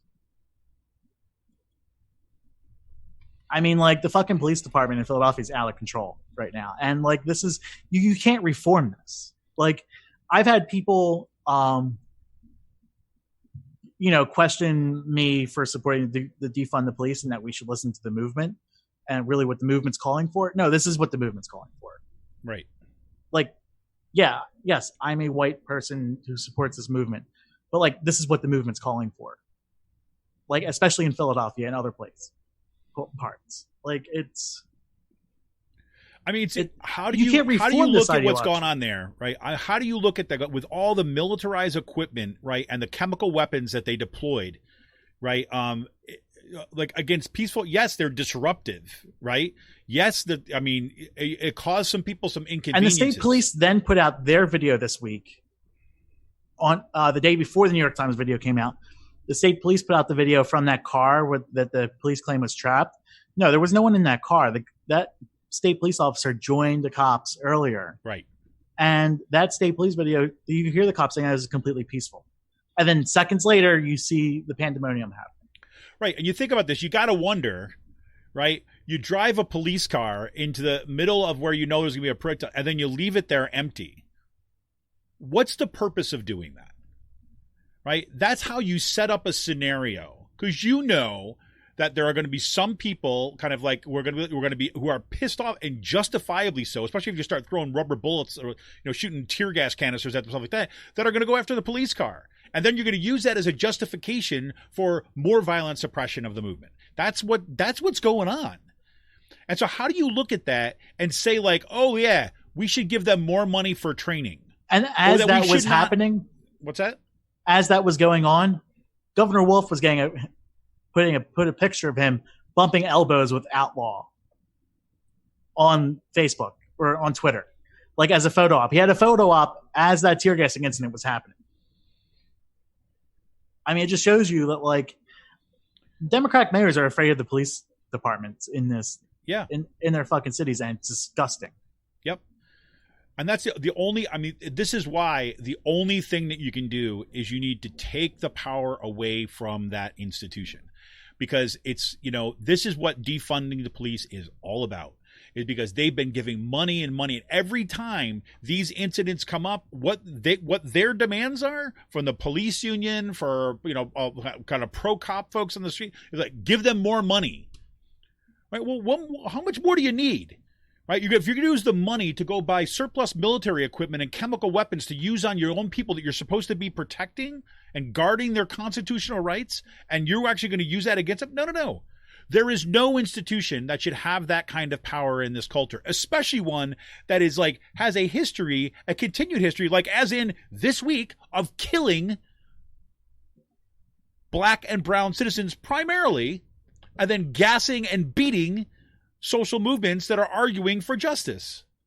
No. Boom. See ya. Yeah. And then, this actually hit me today. I didn't realize Jim Kenney has 3.5 years left of his term in mayor of Philadelphia. And this past month just made himself into a lame duck pretty much. Like, you know what I mean? Like the way he's just not reacted. As I said in the notes, move over to de Blasio, because Jim Kenney wants to run for fucking governor now. He launched a fucking statewide PAC supporting progressives and stuff like that. On the day, so the day he launched this, right, a Philadelphia Inquirer journalist gets arrested at a protest and is then forcibly drugged down 2 flights of stairs, where she couldn't keep her footing. And this journalist was targeted because she's been writing articles criticizing the Philadelphia police. When she was getting drugged down to the steps and arrested, the cops said, "Why don't you put this on Twitter?" There you go. You look at that video. That was a counterterrorism. That was a counterterrorism cop that did that. And 6 times she said, "I'm a reporter." Yep. You look at some of that New York Times video too as well. They have people that were actively targeting people who were filming the actions of the police. There were people, they're both journalists and kind of individuals, kind of folks in the movement who were actually filming that. You see it on film. They're filming what's going on, the police walking up to them with pepper spray, threatening with it, and then spraying it in their face. On film. And you got to wonder, in a context where we have film of police killing George Floyd, that kind of launched this latest iteration of this movement, right? You'd think there'd be some degree of attention. Nope. When you can watch people like police officers, right, like violently abuse their authority on film and they don't care, I don't know what else you need to see why defunding the police is the way to go. Yeah. So, and then this week, the Columbus statue at Marconi Plaza has come down. This is just also another like fucking great story. I mean, like this all started from a local business owner tweeting, "Hey, maybe we should contact our local city council person and get this statue removed." And this tweet got screenshotted, went up in a bunch of Facebook groups, a raised the South Philly Facebook groups, went fucking haywire, and then a racist lynch mob formed at Marconi Plaza over the past week, attacking protesters, and it finally got to the point, like they put a box. They put a box over the Columbus statue, like thinking that like it would do something. Like this was the city's response. We're just going to put a box around it. There you go. I mean, like, so the statue's going to get removed. But like, I mean, like, I am actually surprised we haven't seen this much white reactionary violence yet boil over. I mean, it's starting to simmer. Yep. And it's just like, it feels like it's a matter of time. Oh, it is, especially more and more things. What's interesting right now, did you see the whole reporting coming out of Wilmington, North Carolina on this too as well? Yeah. So you have got that, the film that was kind of uncovered. It was in the archives of police, basically these cops openly talking about how we're going to go out and beat down the black folks, right? Send them back another century, right? And then that leads to, and then you find out that in Wilmington, that was one of the places where you actually had kind of an organized coup of the government, right, to install a racist thing back in the late 1800s. And that was the moment in which they erected all those Confederate statues there. Right? Now those are going to all come down. But the fact that you got a kind of like, again, the chief of police there is an African-American guy who was going through the archive and then released the stuff. That shows you that there's some cracks opening up for even more possibilities. So, I mean, like this really, like the past couple days, I mean, this hasn't been in my mind since, but like I really start reflecting on the civil rights tour I did with Rick. We did in August 2015. I mean, like, Rick Smith. Things went, Rick Smith. Things went the way they did when I was working with Rick, which is not great, but whatever, moved on. But like that tour, getting to listen to people being interviewed by Rick that whole entire time. I mean, like, I completely forgot about the fact that we talked to Abernathy's sister, Abernathy was one of Martin Luther King's lieutenants. We talked to someone who, found his sister decapitated in the 16th Street bombing. We talked to a person who, was thrown on death row at the age of 13 for simply going to a Freedom Rider protest, welcoming them in Jackson, Mississippi. And the cops arrested this black teenager and threw him into the cages with death row inmates, in the swamps of Mississippi. Yep. And also one of the places we were was Charleston, South Carolina. And we were there weeks after the shooting at Methodist AME, like literally like 4 or 5 weeks after the shooting at Methodist AME happened. And, thinking about how like this was just going to throw a wrench in everything. And, like that the whole entire day was one of the things I was feeling really proud about, because like I helped like organize a lot of those interviews that day. It was just one of the things where you made a phone call and everyone happened to say yes. Like when you were scheduling and just booked that weeks in advance. And it was just like a great, like, okay, like done. We interviewed people from the SEIU 1199 strike, with Mary Moultrie and Martin Luther King, Coretta Scott King and stuff like that. And that was awesome. But like being in South Carolina like weeks after that, and like that statue of Calhoun, 150 feet in the air, should have been fucking removed then. Yep. And it's appalling that it wasn't. And it's appalling that it only took till like this week that statue of Calhoun came down. Like one of the worst hate crimes in the country was committed like blocks away from that Calhoun statue. Yep. And like, yeah, no, it's crazy, man. It's I mean, it's just all the different shit that's just going on right now. It's incredible. Have you listened to any of the Ken Burns stuff? No. The past couple days? No. He's put out some good stuff. He put out a 5-minute video of the Statue of Liberty of James Baldwin at the end of that documentary of like, what is freedom? And pretty much just Baldwin, like, you know, like, and then he breaks into talking. This is on the Washington Post website, YouTube page. This is only put up within the past couple of days. And, you know, like Baldwin, and the clip ends with like Baldwin saying the Statue of Liberty is just nothing but a joke for us black people in America. And just hearing that in 1985 was just like, from like then was just, you know, amazing. Well, there's a reason why we're seeing a lot more James Baldwin videos circulating once again, because he's someone I really wish I was alive to see, or that he would have lived this long. I'm telling you, like, read. You should read The Fire next time. It's 100% relevant. It could have been, you know, without the, you know, obviously the specific historical stuff, but it's an amazing thing, or the evidence of things not seen. Though one of those two, take your pick. It's James Baldwin was absolutely freaking amazing. But yeah, it almost like listening to his videos, it's like you almost feel cheated. Like I almost feel cheated not being alive to like hear him speak and stuff like that, or him not being around today.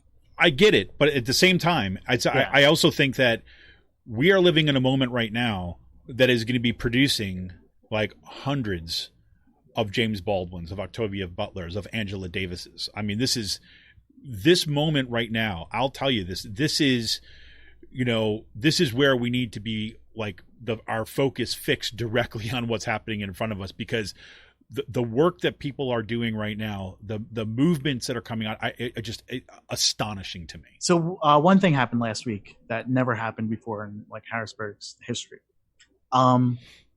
There was a protest against racism on the West Shore of Harrisburg. Like there was allegedly an incident at one of the bars on Juneteenth.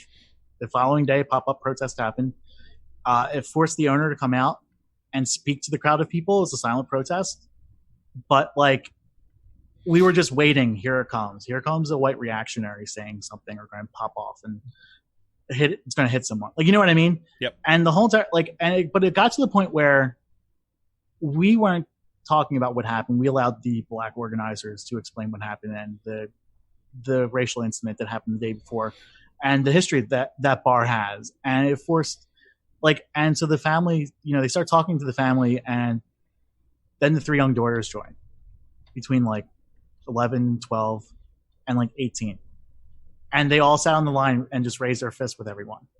I mean, like seeing that was phenomenal. Yeah. I'm almost crying about thinking about it, but like, no, I mean, like this is the reckoning that's happening. Yes. And like, you know, talking to one of the organizers who's been a peace activist, anti-racist activist, who has deep connections with the Black Panthers, like in Harrisburg, you know,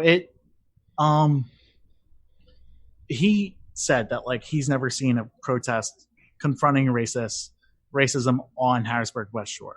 Like, and just doing that will confronting a lot of people will spook them and get them talking and get them thinking about things they normally haven't. Well, it breaks the glass, right? Yeah. I mean, it's like we went across that river. Exactly. And said, "Fuck you." And it's like you break the glass. Like it's so funny because I remember in so many of my classes over the years, we'll have get into these discussions, especially in my kind of activist oriented courses, when we have students who'll talk about, you know, what needs to be done. And I always come back to these moments where, you know, part of it is I like to always bring it back to right where we are locally instead of thinking like national politics and all this stuff, and say, you know, what does it look like to challenge the authority or challenge the power structure of like right here at Kutztown University, right? Or right here in your community, right? Because it's so much of what keeps us in line and keeps these systems going are those barriers of kind of what is it kind of like, I mean, again, there's material history to all this stuff, but like these barriers of, say, discomfort, right? And concern and potential fear of what can happen. And I always talk about that's what you got to break the glass. And like the day that like the incident happened in Harrisburg where there was the pepper spray happening, those protesters wanted to take a fucking bridge and march across that river. Yep. Like that's where they were going. That's why they went on Front Street. They were getting ready not just sit on the bridge or stop traffic. They wanted to march into that community, right, and let them know that they are like angry at the shit that's going on. Right. Like those racism, invisible lines of reproducing oppression need to be crossed. Yeah. Right. And we can from our end, we can only do that collectively. Right. We don't have an apparatus, a police apparatus on our side and all that kind of stuff. So we do that collectively. And this is what's happening. And also, like, people don't realize the history. I'm sorry. No. Don't realize the history of the West Shore. It's famously called the White Shore, Harrisburg suburbs on like the west side of the river.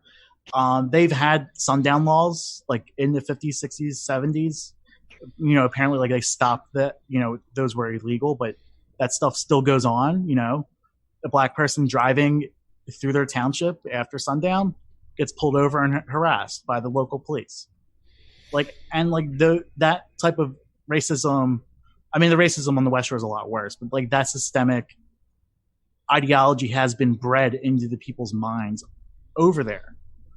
And it's only getting challenged now with the influx of people coming in, with the jobs that are coming in, but also what happened last week was just a powerful, first step.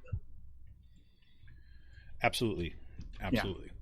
So I want to talk about two things before we go, before we head into a break. One, I do want to kind of touch base a little bit about last night's PA stand-up, kind of virtual kind of town hall, because I thought it was, and I've already talked a little bit about it in our first segment, so I'll kind of focus a little bit here. One, I'll say that, like I said, Summer Lee, I would click on the link for the video, and it's worth watching. I need to watch it because I didn't watch it last night. It is so worth it, and I think Summer Lee is so on point in terms of not just like what she says, but her strategy and her tactics, right? And her like unwillingness to kind of yield to these the separation between movement politics and legislative politics, for example. So Jane Palmer, for example, for a PA stand-up, she was the moderator. She asked a question, which is kind of a question you'll hear in a lot of these different forums. Like, well, how do you translate, you got the movement in the street, but how does that actually get into when you actually, getting policy passed or into legislation, right? Because normally we think about these spaces as separate, right? And that if you want to get legislation passed, you have to do things very differently, right, than you do out there. So you got to kind of, there's like this inside outside stuff. Summer Lee just like, nope. You bring the movement in. That's how you do it, right? It's like she goes, and we're seeing that. What's that? And we're seeing that. Well, that's exactly. She's basically saying, right? She's saying, look, I am an organizer. I don't define myself by representative. I define myself as someone who's a defender of my community and an advocate for justice, right? And I am an organizer to bring about this new thing. And until we bring that into the state house, blah, blah, blah, blah, right? And so, I mean, she is so on point about so much. I mean, I had to listen on my phone in the car because my car was getting serviced, whatever. So I was listening to that in the car going back and forth. And I'm like, I stopped at one point just so I could watch it because she was like, she's amazing. So I cannot. Go ahead. Sorry. Go ahead. No, you finish because I was going to say something. I cannot wait until the attacks Republicans are going to launch against PA Stands Up. Like it's going to be fun watching it. But go ahead. I'll save that for after. I'll save that for after your point. Yeah, go. The flip side or the second part to that is that Akil Saval, right? The ostensibly the whole purpose behind this was like again you've got two candidates that are kind of running that they're kind of highlighting Akil Saval and Shanna Danielson, right? Now Akil Saval's win in Philadelphia was freaking huge. right? Kind of oust the machine, and now you've got a kind of a young kind of lefty, kind of in there, which socialist, is, just straight up socialist. Yeah, just straight up socialist. Yeah, and not even like he will be by far the most left member of the Democratic caucus, and he's going to be there for a long time. Yeah, it's going to be great. But Shanna Danielson, right? So it starts off with and Jane Palmer kind of asks the open question. Anybody want to kind of start this off, right? And true to form, Shanna Danielson says okay, no one's starting, I will, right? And I just love that. But her race is so important for so many reasons. Right now, as big a win as Nikhil Saval was, and kind of Summerlee's win were Sarah Innamorato, kind of Elizabeth Fiedler, is those were all in Democratic districts, right? Those are all in kind of this, and the fight was inside the Democratic Party machine, right? And again, not to take anything away from those victories, because those were absolutely freaking earth shattering, right? In terms of Pennsylvania politics, Shanna Danielson, right? Not only did she do this, right, but she has got a shot, right, to oust a Republican. A really conservative Republican that no one likes. Right. And this is really, really unique. And I want to kind of underscore this point. It's if Shanna Danielson is so important for so many reasons. One is that she's just, she's a music teacher, right? Just in terms of background, right? So she's a music teacher, was embedded in the community, right? And because look, if you're a teacher in a community, kids, you're kind of all part of that. She was part of Moms Demand Action, right? She's hired, as Sean said in the kind of first segment, she brought on a kind of a Bernie campaigner in order to kind of help run her campaign.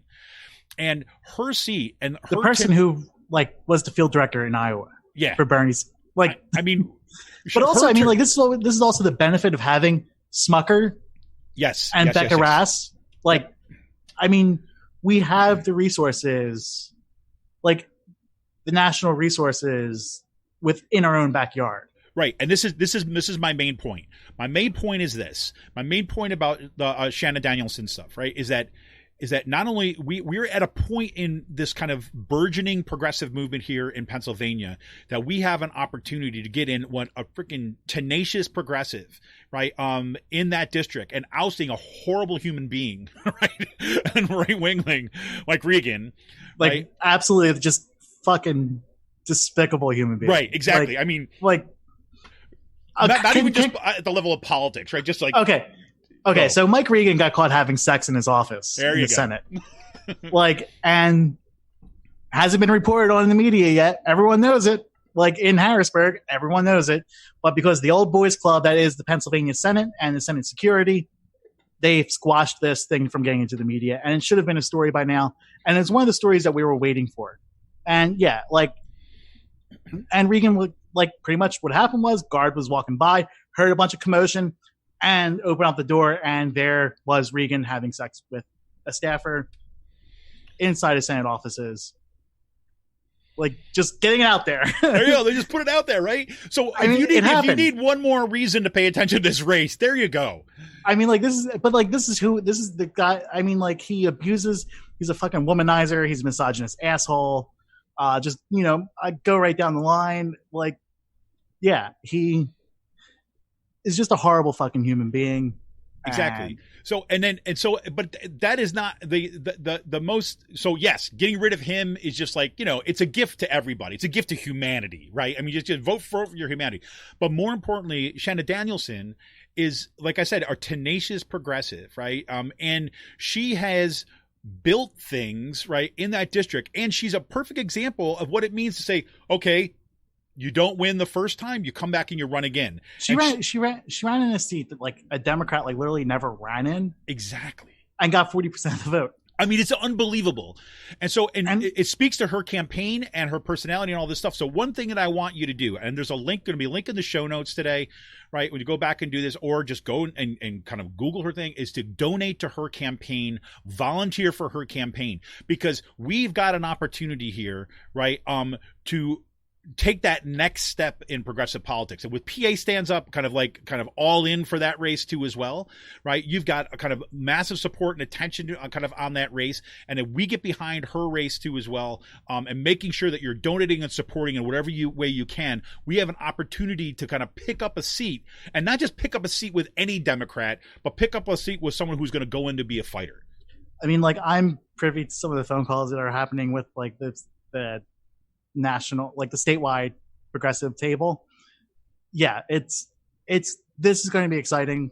Elections coming up. I mean, like, we really have to pick up the House, make a really large dent in the House seat. The House. I mean, like, Democrats need 9 seats. They needed like last year in 2018. They're only hoping for like 5 pick up, and they picked up like a lot, like 11.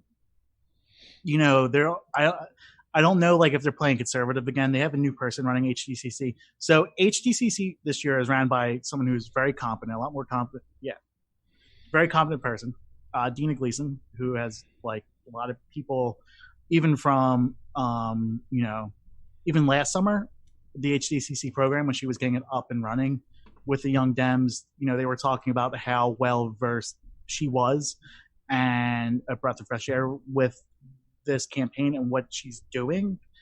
I mean, like, there are 3 different types of seats: tier 1, tier 2, tier 3.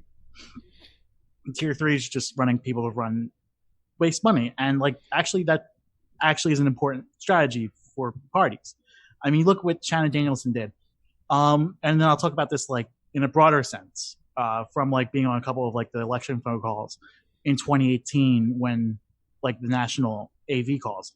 So Shanna started the Northern New York Democratic Club.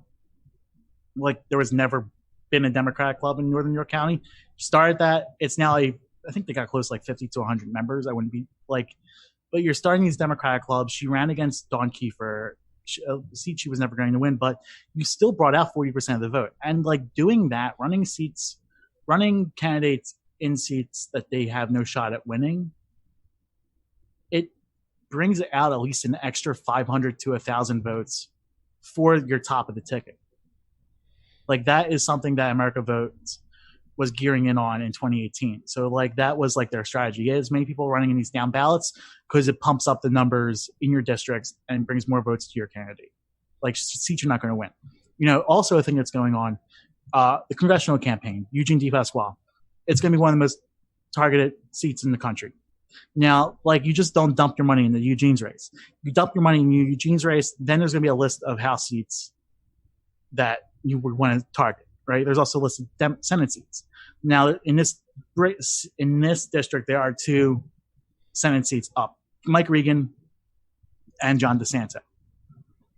So, like, that money from Eugene's stuff, from the national groups, is going to be trickling down into those Senate races and then into those House races. There's like 3 or 4 competitive House races.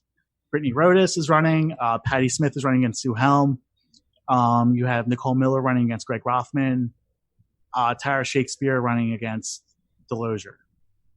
Like, we need to pick up at least 1 or 2 of those seats in order to like flip the House. And we need to pick up both those Senate seats to like flip the Senate. But like, it's going to be interesting out here in central Pennsylvania. Thank God the fucking machine people out here aren't involved with these campaigns for the most part. You don't have a chance to mess it up. Yeah, so they don't have a chance to mess it up. Brad Kaplinski, for anyone who's talking. Yeah. Brad. Brad doesn't listen to the podcast, so. And if he does, I don't care. Yeah, I think, but no, like, so Frank, yeah, like, but you don't have people like in central Pennsylvania right now. You don't have machine Democrats running shit and losing, like, and they haven't won a race in like 20 years. So yeah, we're having like a bunch of like progressive young people coming in and running shit out here, which is a breath of fresh air to see in central PA. So, but no, I mean, it's going to be fun. And one of the things I'm looking forward to, like, I'm looking forward to the Republicans just attacking PA Stands Up, because you know it's coming with all the victory. But you know it's coming with all the victories they had, the primary victories. Yep. With Nikhil Saval, and like, we're loud and proud about it. We're not going to hide the fact that we elected a socialist, and we're electing like other Democrats across the area. and electing left Democrats. Like, it's fun watching the Republicans, like the guy who run the fucking hack who was Arlen Specter's campaign manager is out here. And John Nichols is his name or whatever. And he said something about like how leftward the Democratic Party shifting the electorate, the primary electorate. And like, yep. And I said, I was a proud Sestak voter in 2010. Like, pretty much like that's all I said to him. Fuck you. Well, I think after that primary night, he was watching the results come in, and then I think this is actually direct audio from him.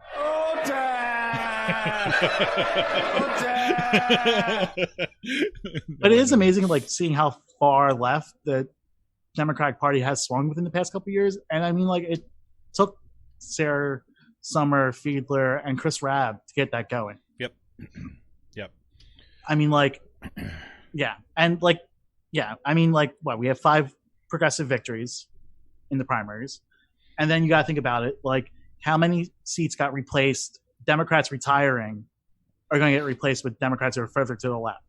Manny Guzman, Jessica Benham, like, yeah, like we're only going to get like the more Democrats that come in this year are going to be far more progressive than what the leadership is of the party. Exactly. Because like even the folks that are kind of more towards the center, they're still moving to the left, right? So the center itself is moving to the left in addition to the left edge, right?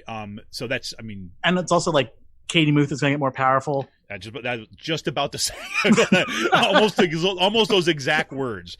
It's like, you know, because Katie Muth, I mean, like Katie Muth has already carved out a huge space in amazing ways. And she is, and people don't like her because she works, and that's a space where work doesn't get done. There you go. But no, I mean, like you think about it, like she had a caucus of like 7 or 8 senators. Amanda Capoletti, she's gonna be joining the caucus. Like Dalen Leach, like that's bye. Yeah, you plucked off. But you think about it, like obviously I don't see Katie Muth running for majority leader or Senate Appropriations Chair once the new session begins, but. Like she has enough votes in the caucus now where she can influence who's going to be like in leadership positions. Yep. With that caucus, with like the Gang of 6, they call them. It was Pam Iovino, Lindsey Williams, Katie Muth, Santa Ciro, Tim Carney, Maria Collette. Now you're going to have Amanda Capoletti. That's 7. Nikhil Saval. It's 8. Like there's only 25 is like. A majority. Right. So, exactly. I mean, like, you're having half the caucus at that point is going to be aligned with your wing. Yep. You know, if Shanna wins, like, yeah. It's a big deal. So, yeah. I don't see George Scott or the other Democrats who we're trying to win align themselves with that Katie Muth wing, but, you know, it's, yeah. Well, definitely. So definitely I want you, so anybody's listening to this, do donate to Shanna Danielson's campaign. Let us know if you do. We will definitely do this, help support PA Stands Up. It'd be fantastic. Also, if you also want to throw some money to Summer Lee's way.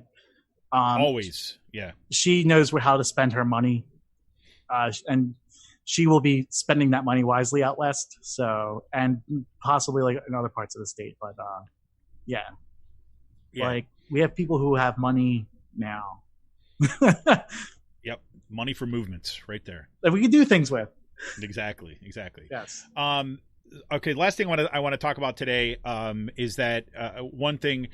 Do check out. There's a new plan for restructuring the PA State System of Higher Education. I'm not going to kind of go into that too much right now, just because there's a lot to say about what happens when you, like, as a union, from my humble opinion, when you basically have squandered the kind of the movement that emerged out of a strike and shifted away from a movement-based politics into a kind of a business unionism kind of model at the top, even if it was kind of like, you know, fairly effective in kind of building certain things up. You find out that when you're faced with having to kind of mobilize people around kind of stopping what may be the dissolution of the state system of higher education as we know it, the best you can do is you kind of push around the edges to get input. But I'm going to leave that off to the side for now. I'll have a lot to say that in the days coming up, especially as we get closer to the fall. Remember, August 1st is when we're going to see kind of retrenchment announcements. Kutztown is already Kutztown University, Cheney University, and I can't remember the full number of universities at this point have already announced that they're looking into retrenchment. Excuse me. Announcements coming in August that won't be for this fall, be for the following year, but this is the notification will come out. So that's where we're going to really gear up in this kind of attention. What I want to kind of close out this segment with today is, as we talked about last week, Kutztown University and other Pasha universities said that this week they're going to release their reopening plans for fall 2020. Kutztown University did indeed release its plans, and it was, I have to say, I mean, I know it's not going to surprise anybody out there, but I was absolutely infuriated reading this stuff. And did you know you were going to be infuriated reading it? I knew it ahead of time. Yeah, I mean, I did. I was prepared.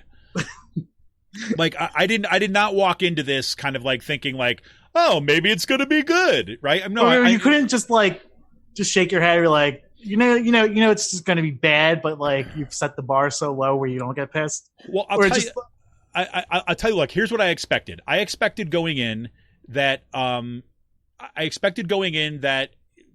they were not going to have a realistic plan. I suspected that it was going to be, kind of like a joke. And so are they still gouging the students for room and board? Well, this is the thing. This is what really just got me so freaking pissed off. This is essentially a PR document disguised as a plan, right? It's a bunch of broad sweeping things. Like, I can't tell you how many times I had to read in this thing, like, we will investigate, or we will look into, or we will examine, right? So what that means, and it starts off with like, we put together this hard work of putting together this document. We've worked tirelessly on there. And there's like, 2 faculty members and a student on there. Everyone else is management, right? And they're all sitting there and like, we've all worked hard. And you're telling me. We get to work from home. You put together a 20-page document that has no freaking details in it. It'll say like, here's what we're going to do, right? I mean, this would be something that would fail in one of my research classes, right? Because it's basically, okay, you say you're going to do it. How? Show me the details. Show me the argument. What's the examples? There's none, right? So it's a perfect example of that with housing, right? We're going to socially distance and reconfigure our dorms so that it's going to meet the social. Okay, how? Right? I mean, and whatever happened to how you're going to pay for that? Right? Whatever happened to that kind of like proposal that you're going to make students pay double, convert double rooms into single rooms, and then have students to kind of just, we're just going to make up the cost for it, right? So there's no specificity. Meanwhile, like half the students aren't going to be able to house it. So, well, here's the thing. We're just going for herd immunity at this point, dude. Like this is it. Okay, I want to read the opening paragraph to their guidelines for residence halls. Okay, so here it is. Returning students to on-campus housing is among the most important goals, and it also presents one of the greatest challenges to a healthy and safe residential experience. An experience. Resident life will utilize, are you ready for this? I can't make this shit up. Resident life will utilize the residential building structure to promote supportive student pod areas. In other words, there's hallways already there with double doors that close off. So instead of calling that a wing, we're just going to call it a pod now. That is a pod, okay? So these are going to be pod areas. A pod area may be a wing or a floor of students or an area under the purview of the community assistants. Their, in quotes, KU family. Let me read that again. A pod area may be a wing or a floor of students or area under the purview of the community assistant, their KU family. And this is what it is. That pod area, under the purview of the community assistants, is responsible for each pod area member's emotional well-being, physical health, and social support. Most residence halls are physically designed by hallways and layouts to create such pods. That is like PR speak for like, we're doing nothing because we're not changing anything like layouts or anything like this. No, we might close off the common areas. We might do that. But now we're going to take community assistants. Community assistants are generally like advanced undergraduate or graduate students, right? And they are now going to be responsible for the emotional well-being, physical health, and social support of their family. That is disgusting. That is an abdication of responsibility. And all that I read this document is nothing but, here is a bunch of stuff that we are going to put down here, and we're going to try to find ways of pushing liability elsewhere. So the onus, and this is what Kutztown University has done as long as I've been there. They put out these words, and they basically expect students and faculty and staff to take up the work and figure it out while they take credit for the garbage. And all throughout this document, what it says is basically like, you need to watch out to see if there's people like that are sniffling and might be exhibiting signs of fever. So I, as a faculty member, need to look out for suspicious COVID activity and then report it to my superior. And students are supposed to report on other students, right? So we're talking about COVID profiling right here, right? I wonder how that will go. You're getting thrown in the ward. I wonder how that will turn out with discrimination and exactly targeted at communities of color or other disenfranchised communities on campus. For example, right? Also in there, it also says that any international student, right, international students will be going to be quarantined in some building, right? Probably with chain link fence and razor wire. Are these students even allowed to come back to the United States because of how bad we're fucking up this? I'm just saying. They're not going to want to come back in. Yeah, they're going to be like, are you kidding me? No way. But just think about the implications of this. Because international students are going to be ones to be quarantined. This is out there. They're going to be the ones that are quarantined. So talk about racial profiling there. Like, we know how freaking white people react. They're going to look at there's a person. They don't look American. They must have COVID, right? That's going to happen. That's the house where the other people live. Right. So, hey, let's go fucking throw things at the at that dorm. You know what I mean? And go target. Yes, exactly. So we're supposed to be just on the lookout, right, for examples of COVID floating around, right? So let me give you an example. What about asymptomatic carriers? If you actually want to make sure that buildings are safe, what do? Right? You take people's temperature as they enter the buildings. But guess what that takes? That takes an actual investment in time. And that will have to you're going to have to restructure the class thing so there's enough time to get in and out of buildings. Is there any of that kind of crap here? No. We're just supposed to look out and spy on everybody and say we have a suspicion that they might have COVID. I'm serious. This is the kind of crap that they're actually proposing. This is the great work that they've undergone. At least they did something so far over the past 3 months. That's what blows my mind. Everything they're talking about in here, this could have been written just talking in 3 points. days. These are just everything is we're going to follow CDC guidelines. That's not a plan. That's just telling us that you're going to comply with the law. I mean, we're going to comply with the absent-minded CDC that really hasn't had a grasp on this thing at all since the beginning. Once again, you get to blame them, right? Well, the CDC said. And essentially what we're seeing here in the residents... Also, what's amazing with this is, there's just going to be no political will from the governor to, shut down the state again.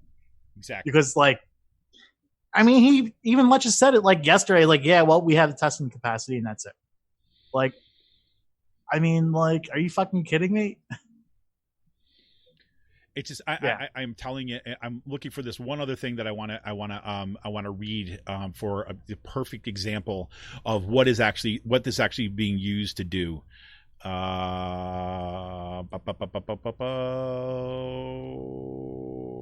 God, I can't believe I'm missing this thing. I went right by it. I'll just talk it through until I find it. So basically, the second thing in here is that. This is, again, classic example of the application of the shock doctrine as a way to accomplish other ends, right? So they are looking to basically want to have a higher than normal number of fully online courses in the schedule, right? And I'll just read through this thing. So alternative instruction pedagogies, including distance education, virtual instruction to student segments of the classroom with synchronous presentation. Basically what that means is one of the things that they want to do is say you have a class that meets 3 times a week. You have a third of the class meet on Monday, a third of the class meet on Wednesday, a third of the class meet on Friday, and everyone else is tuning in through Zoom, through the robot owls, which I was showing you and talking about last week, right? So there's that kind of stuff. Okay. I think you're going to have learning management system shells will be used to house course content for all courses. In other words, faculty are going to put everything online, and now it will be owned by a for-profit corporation that the university contracts out to. Now we're going to do that. And then synchronous presentation platforms, including Looking Glass and Adobe and Google Hangouts and Zoom and D2L, all will be used, right?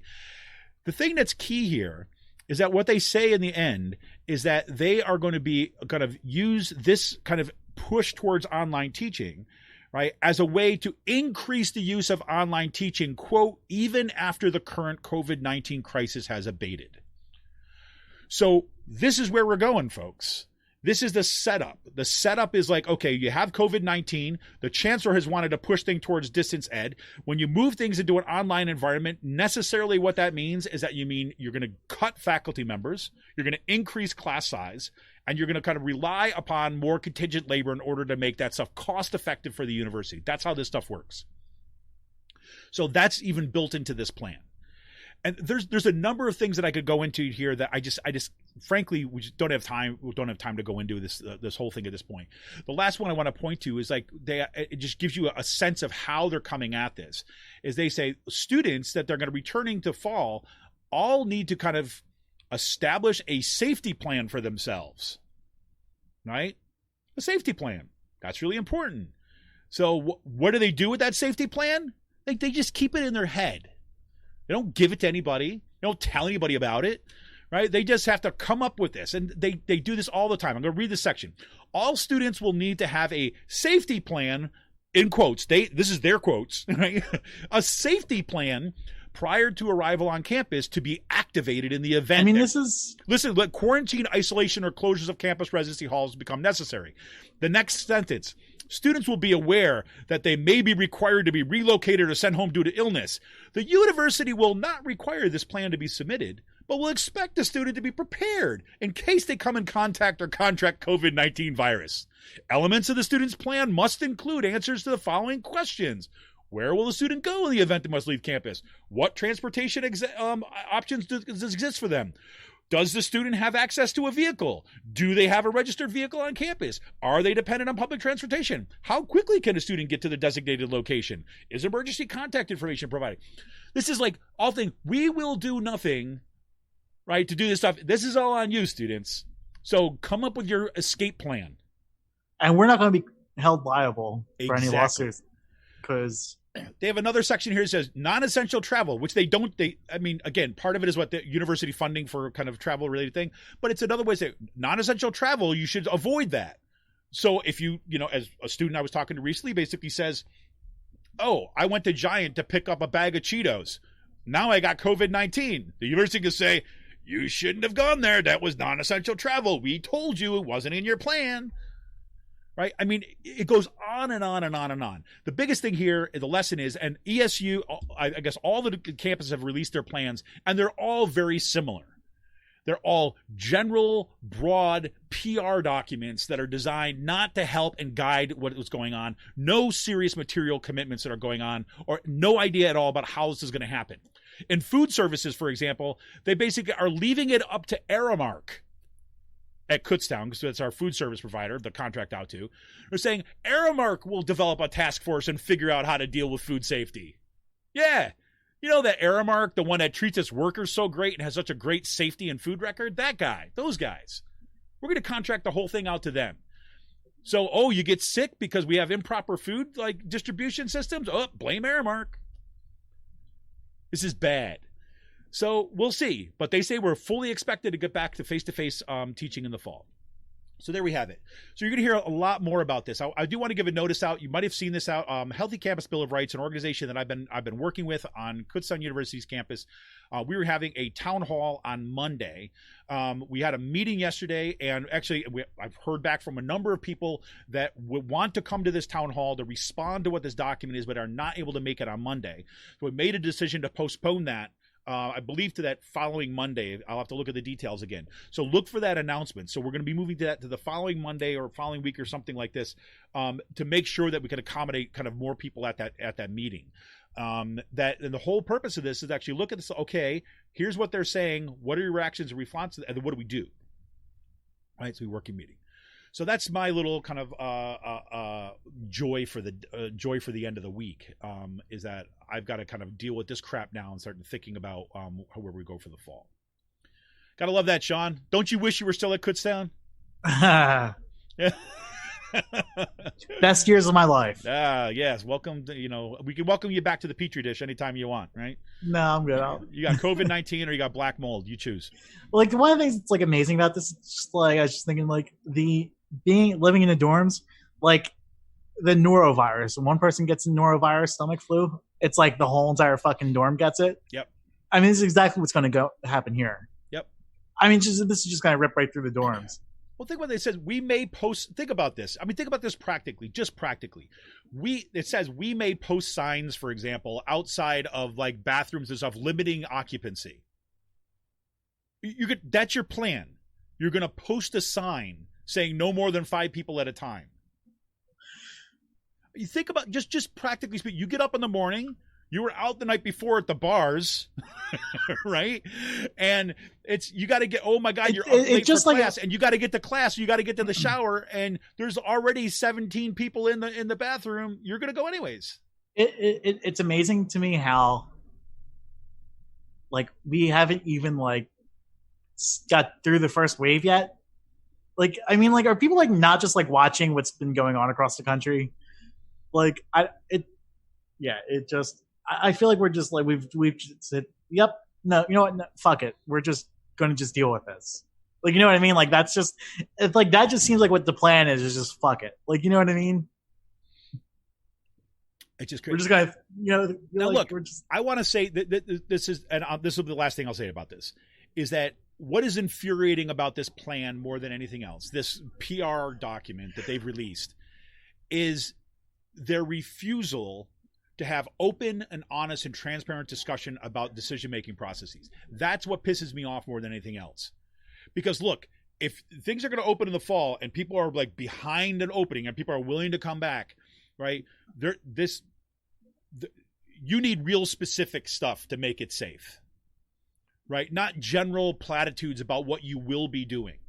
And to say that they've been having this task force that have been meeting for months or whatever, working tirelessly to produce this document, you think they would come up with specifics on there. But my guess is that the reason why they're doing this is because this is not for the consumption of people like me who have to freaking go to work there, and students who have to go to school there, and staff members who are going to have to clean that place. The document is not for us. The document is for the freaking news media, right? And to convince their parents that, hey, it's okay to send your kid here and your tuition dollars. That is not the way we protect people, keep people safe, and ensure that we have a positive way going forward. That is not a science-based thing. This is the PR nonsense. So we're going to bring it to you. Kutztown and Paschi, it's coming. All right. All right. Anything else you got going on here? Yeah, Sean's getting the sign. All right, I got to go. All right, Sean says we got to go. Okay, I'm sorry. Gotta go. All right. Okay. I'm just trying to keep time here. Yeah. We're going to take a quick break, and when we come right back, we'll have a kind of a short last call today. Well, we'll get into space news and we'll get into beer news, and Sean will tell us about pictures of his new digs that he's going to be taking up pretty soon. All right, this is Kevin Mahoney, editor and founder of Raging Chicken Press. Remind you to become a member of Raging Chicken. Go to patreon.com/rcpress. Become a patron for as little as $5 a month. $5 a month. We'll see you in a couple minutes. Be right back.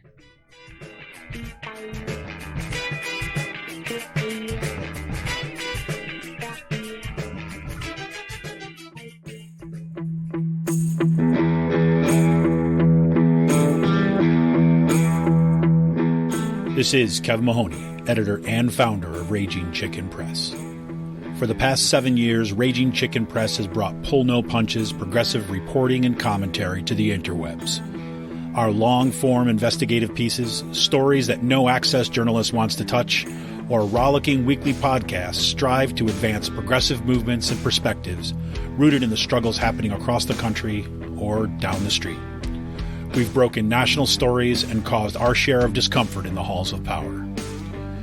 If we want a progressive future, we need progressive media. And you can help support Pull No Punches, homegrown progressive media today. Become a member of Raging Chicken Press for as little as $5 a month. Simply go to patreon.com/rcpress and choose your membership level. We need to make sure to keep the movement in the media and the media in the movement. Best way you can do that is to become a member of Raging Chicken today by going to patreon.com/rcpress. Thank you for your energy, your encouragement, and your support. Keep up the fight.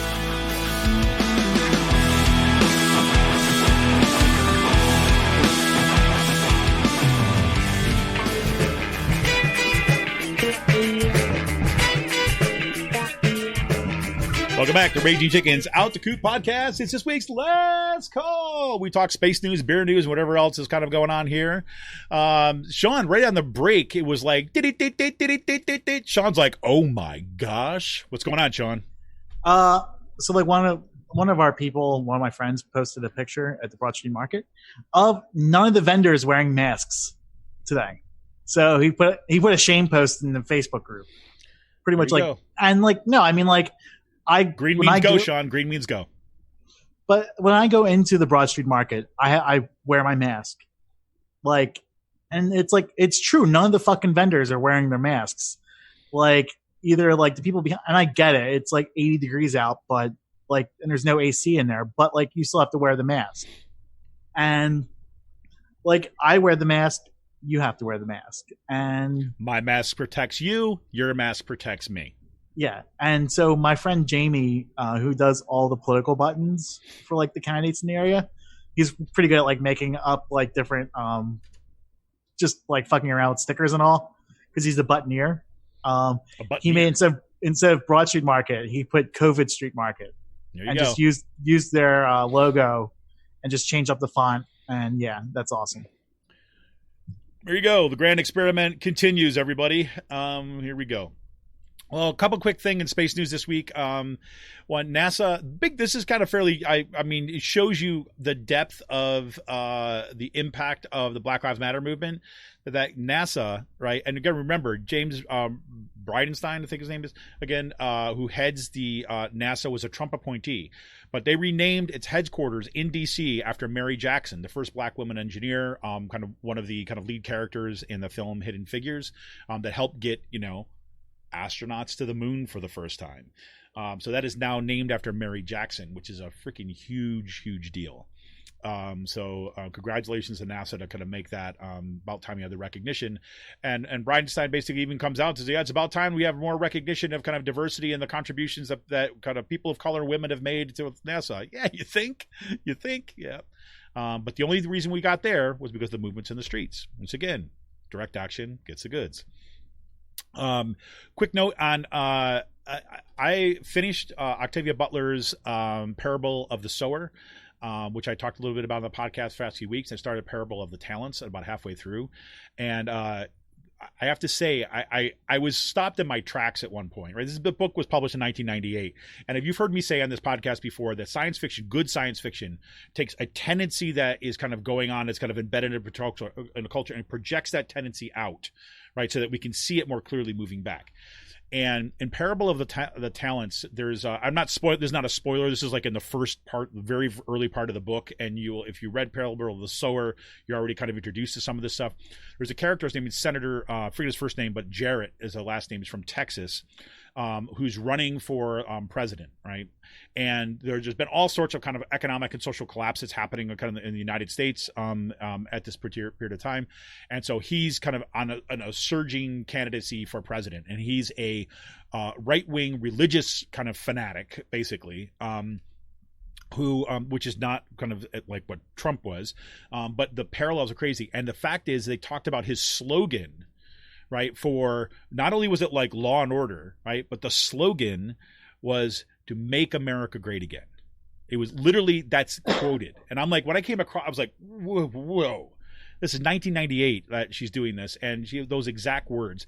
And his whole model is to whip up racism and promise to bring the kind of white America back. And that's the kind of the premise of his candidacy. So that's where this whole thing begins. What's that? Didn't Reagan do that? Make America Great? Wasn't it his like a whole entire? Yep. Yeah. But yes, exactly. I mean, we see Octavia Butler isn't kind of like, I'm not suggesting that she's kind of like like she saw this all coming, right? Things like this. But it is a trope that has been returned to again and again, right?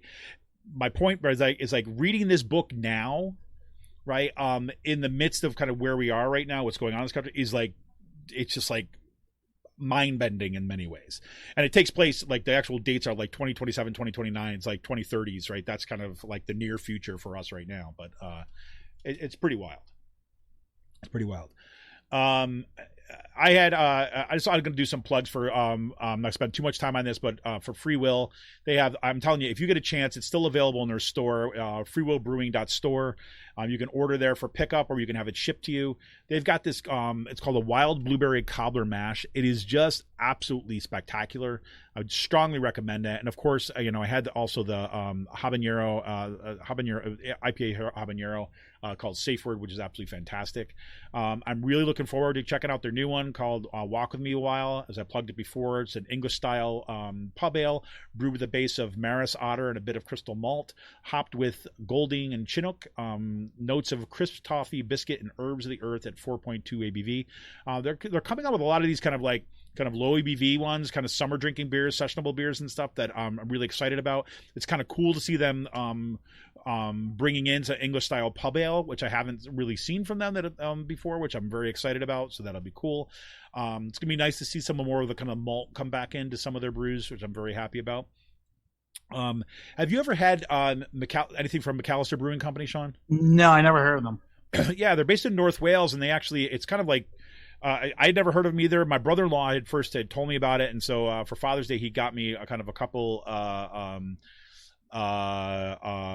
crowlers from them. One called Mandated Introvert, which is an IPA sour, and called the Shovel Buddy, which that was a really nice New England IPA. I actually still have the Introvert, which I'm going to be probably opening up this weekend. But it was kind of cool stuff. Want to shout out to Mark for that, Mark and Jody. That's awesome. It was very good to have that, and kind of a cool company. So check out their stuff. And they haven't been around for all that long, but they're based in North Wales, and it looks like they're putting out some interesting things with kind of like more of the kind of Scottish kind of tinge, I think, to it. So you get a little bit more of a malty beer coming out of there than you do some other things, but good to check out. So, Sean, I have to say I was excited to see pics of your new digs. Yeah, that you're kind of like posting for everybody to see out there. Yeah. Yeah, no, I made the decision to move upstairs. Are you doing it? Yeah. I was able to get a nice rent. It's going up, but no, like the amount of money, the rent is considerably, it's an extra few $100s a month from what I'm paying now, but I've been saving a lot of money just from not going out and not drinking, and I plan on continuing that and use the money I'm saving for a better place. A better place. Moving on up. Literally right upstairs. Yeah, exactly. So the apartment I'm moving into is right above my unit I'm in now. I pretty much have it's a flat. I guess you would say 2 rooms and a kitchen and bathroom, bedroom, living room, and then but the upstairs is pretty cool. Like the second floor has there's 3 bedrooms in the upstairs apartment.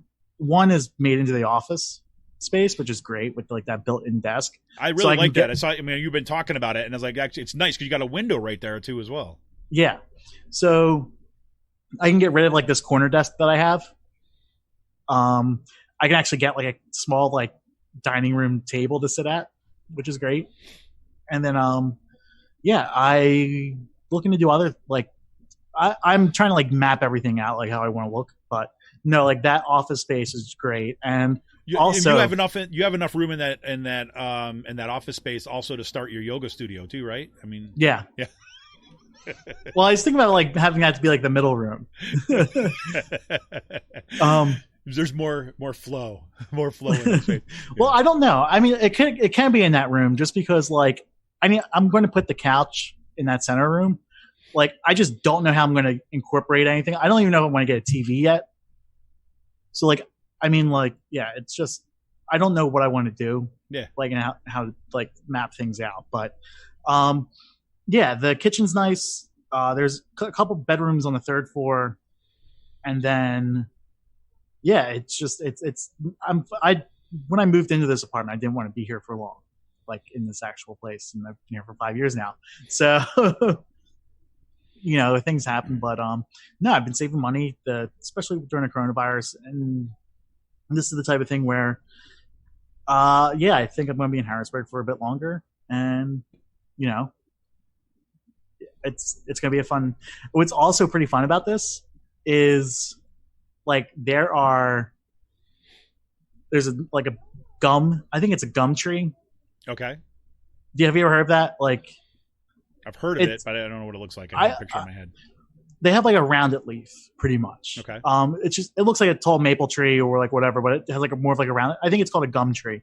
Pretty much like one of them, like right outside of my apartment, and the window, like because of where the branches are at, like the actual like trunks. There's a bunch of bird nests in there. Oh, cool. I have like a direct shot into like nest with like probably like chickadees, catbirds, and like other like year-round birds. That'll be pretty cool. So that'll be interesting. My neighbors, like, it's gonna be fun when I'm up there. I'm hanging out the window with like my fucking camera lens. I'd be like taking pictures into the trees, and they're gonna be like wondering like what the fuck. Peeping Tom. Yeah. Sean's like, I wasn't thinking about that. No, I exactly was. They're going to like think I'm taking pictures into their apartment, but like, God. But like, it's actually pretty funny because it's like they're like that tree is just like cardinals and like everything just flying in and out of it. So awesome. Yeah, it's going to be a fun opportunity. That's what I'm going to do to pass the time. Just smoke, listen to music, and take pictures of birds in the trees. Yes, yeah. Whenever you're not doing your yoga, that's right. Yeah. So what else going on? Got anything going on this weekend, or anything else? Kind of. Not really. There's a couple Black Lives Matter protests happening in the area. I might try to swing to. So that's pretty much it. Oh, cool. Well, I should have said this on the top of the show, but I didn't. That I'm not going to be here next Friday. So I should have told you before this too as well. I'm going to be out of town, isolated in the mountains. So what I might do is I might post a. I haven't decided yet. I'm either going to put out kind of like a short kind of update show, or I'll post up kind of like one from the archives to kind of go back to for next week. But take a look at Facebook, Twitter, Instagram, and I'll kind of let y'all know what we're doing for that. But all right, well, this went on a lot longer than I thought it would today, Sean. I'm sorry. I know that's my fault. That's good. But I mean, there's been a lot of really, really interesting stuff going on this week, and some devastating stuff, and some things that are kind of designed, I think, in some kind of larger way to keep our eyes on the prize. So it's good. All right, man. Well, anything else for the good of the order? No, nothing too much. All right, man. Well, hey.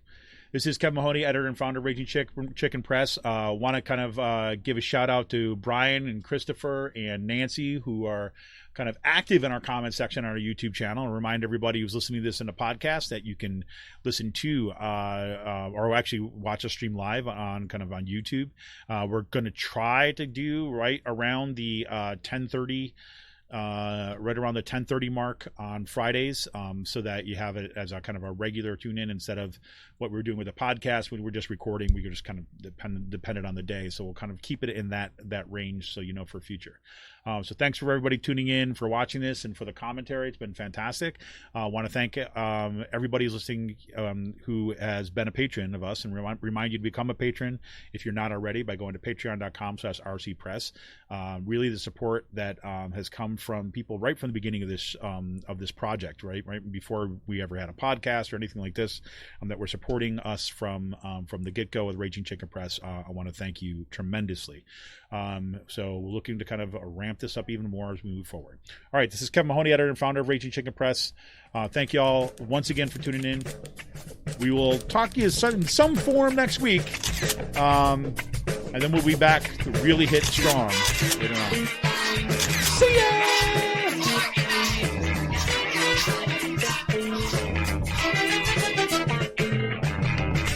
I've seen the impact of poverty on the lives of our kids each and every day. And poverty is not a result of children and families who don't work hard. Our children and families work as hard as anyone else. Poverty is by political design. and it's rooted in a system that has been fractured and corrupt and rotten from its core from the inception of America, especially over the last several decades. So poverty and the impact of poverty on our children and dealing with issues of institutional racism and sexism and classism and xenophobia and everything that keeps the majority of us oppressed is what we designed this campaign to fight against. So tonight, as we celebrate, we don't just celebrate me as an individual. We celebrate this movement, a movement designed to push back against a system that's literally killing us. It's killing black and brown bodies disproportionately, but it's killing all of us. Eliot Engle, and I'll say his name once, used to say that he was a thorn in the side of Donald Trump. But you know what Donald Trump is more afraid of than anything else? A black man with power.